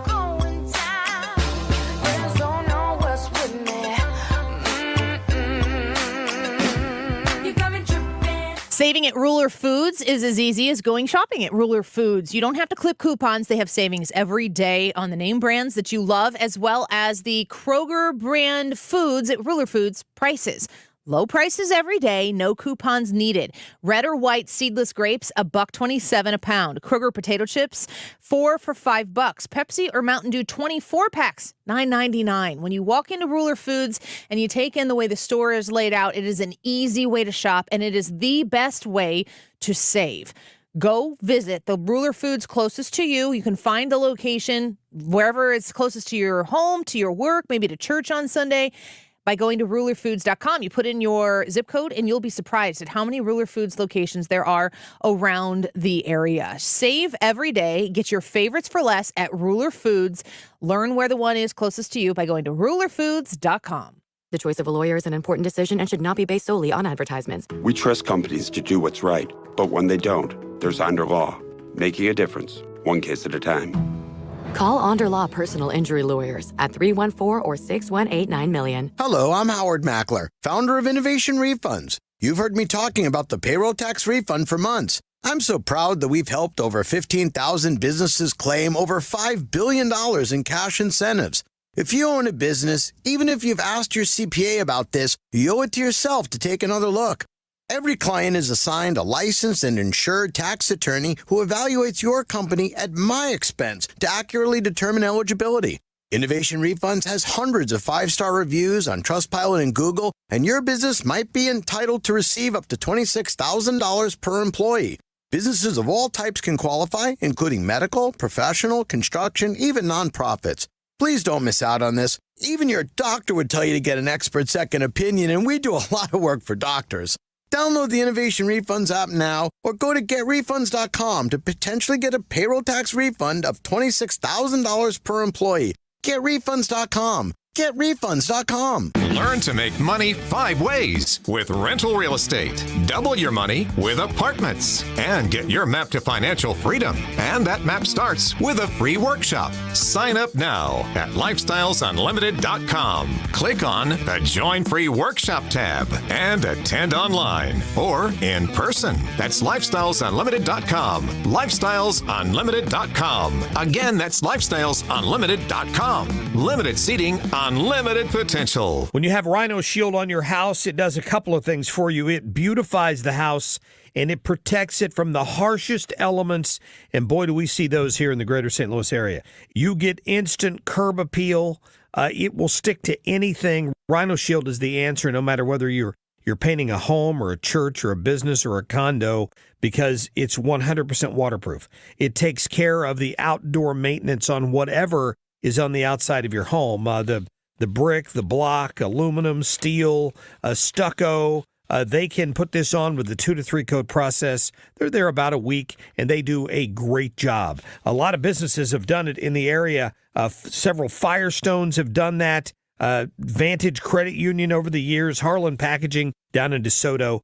Call Darren today and schedule your free estimate. 877-25-RHINO, easy to remember phone number, or go online today at 877-25-RHINO.com. You're listening to the Annie Frey Show live from the Air Comfort Service Heating, Cooling, and Insulation Studio. Air Comfort Service is proud to support Greater St. Louis Honor Flight. Sign your veteran up for the Honor Flight today at gsLHonorFlight.org. And for heating services, visit aircomfortservice.com. St. Louis's home for conservative talk. The Mark Reardon Show. Wednesday afternoon, it's our weekly visit with Brian Kilmeade. Also, Alex, Rich, and Hayes from Y98 swing in the 4 o'clock hour. Weekdays from 3 to 6. The Mark Reardon Show on 97.1 FM Talk.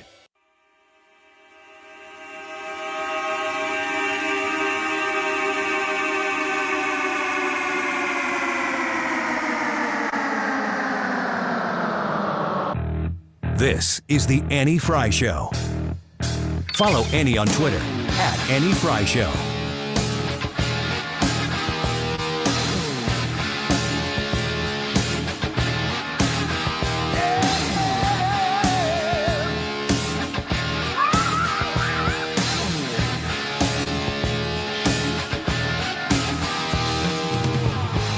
Well, speaking of running with the devil, let's talk a little Disney. So that was a good one. Thank you. And I knew this was Van Halen on my own, folks. Everybody send me positive vibes.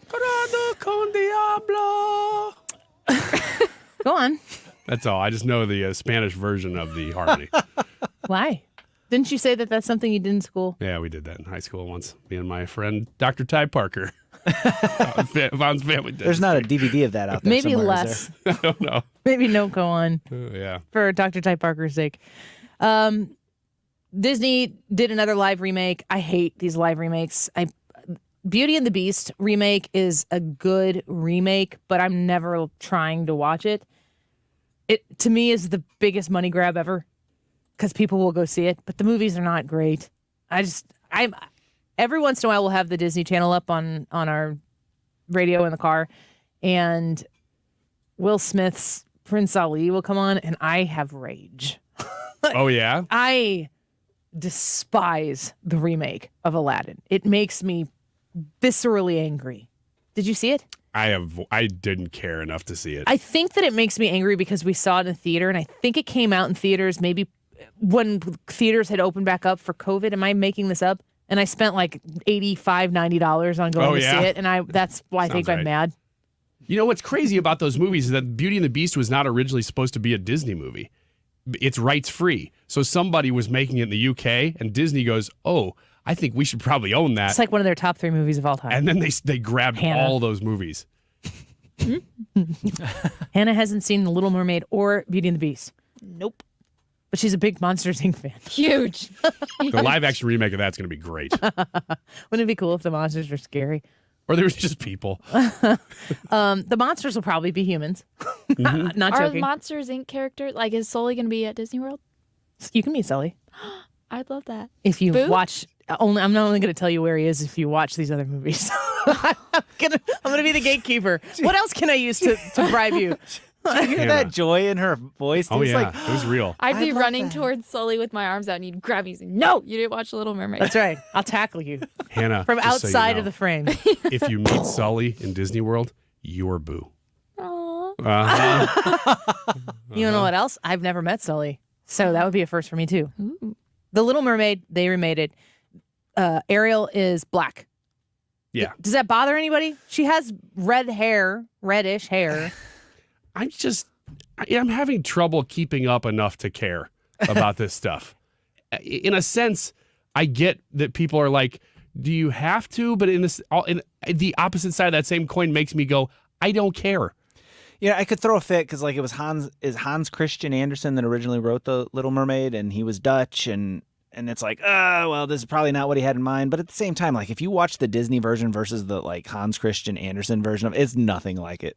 So I don't care. Is that the controversy with the movie, though? That was the first one. It's not a controversy unless people want it to be a controversy, I suppose. But they also rewrote the lyrics to Kiss the Girl is one of the things that they did because they wanted it to be less offensive, and they want Ariel to be able to give consent, which is ironic because she literally gave up her voice so she could go kiss this dude. Well, yeah, it wasn't like she needed him to kiss her so she could get her voice back and whatever.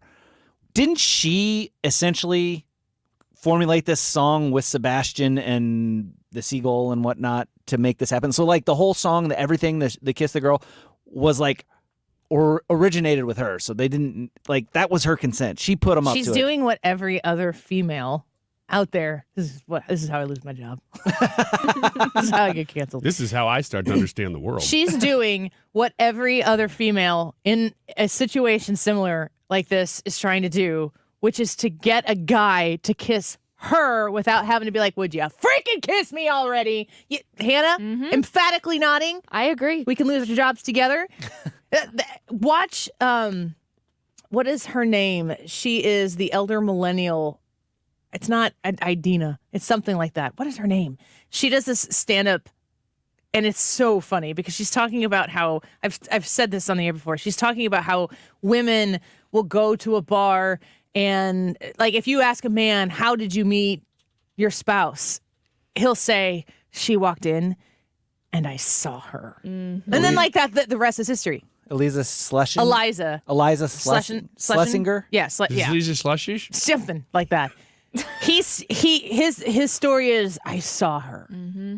And then she goes on to explain the enormous amount of planning and the laps that it takes to go around the bar to be seen. Because she So can't. true. Because she's not just going to walk up to dude and be like, hey, what's going on? That doesn't happen.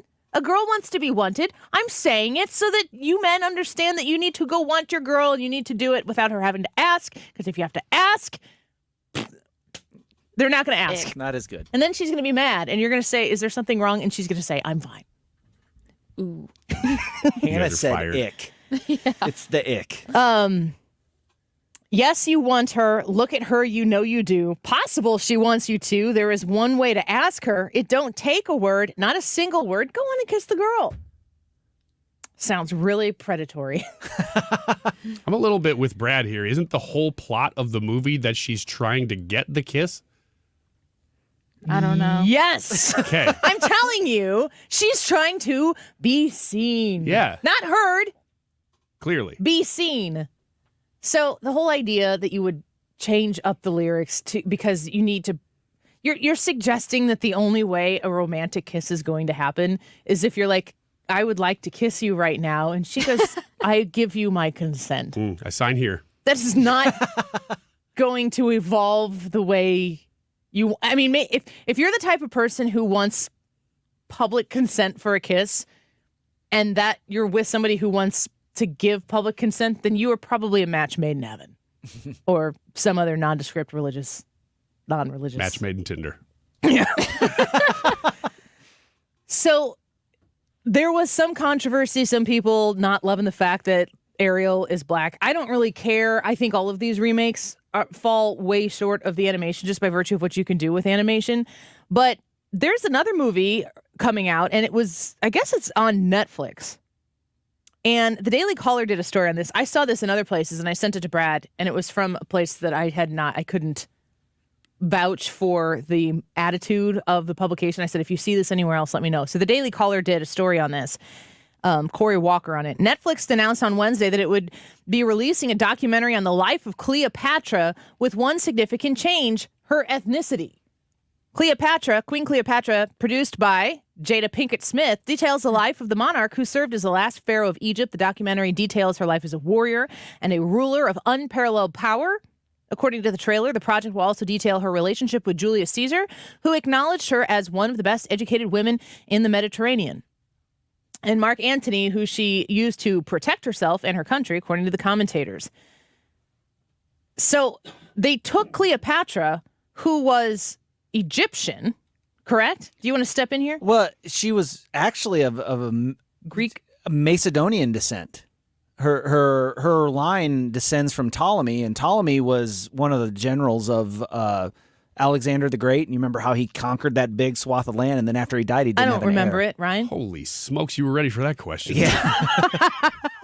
The heck?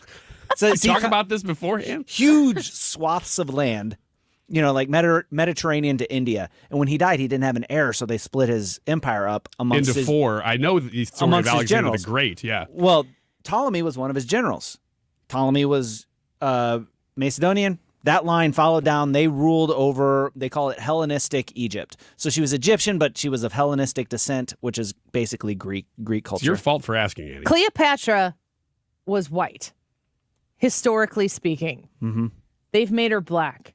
And now there is a real movement to boycott Netflix for was used in, I think it was the Greek City Times was one of the first places I saw this, for the Afrocentrism that has moved for this production to make Cleopatra black. That's a legit boycott, because when you're talking about making a mermaid a fictional character into a different race, who cares? It's That's a real there's person. artistic liberty Yeah. in that. This is a real figure from history. Are they going to win? Who's they? The people who are saying you can't make Cleopatra black.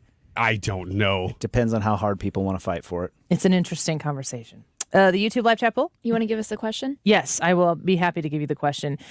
Does a good conservative boycott products and services they like from politically different companies, yes or no? Yes or no. 68% of the people said yes. 32% of the people said no. I'll get to a comment really quick. Mark P. says a good conservative supports products and services that provide alternatives to problematic brands. Johnny Zimmer says a conservative needs to vote with their wallet as well as the rest. Brad or Ryan, what do you think? Yes, but you got to do it smart. You got to do it like dieting. You can't just fad diet. You got to pick it and you got to stick with it. Do you care what other people do with their money? I care, but I can only control me. What do you think, real quick, Hannah? Yes or no? No. No. All right. Stick around. The Mark Reardon Show up next.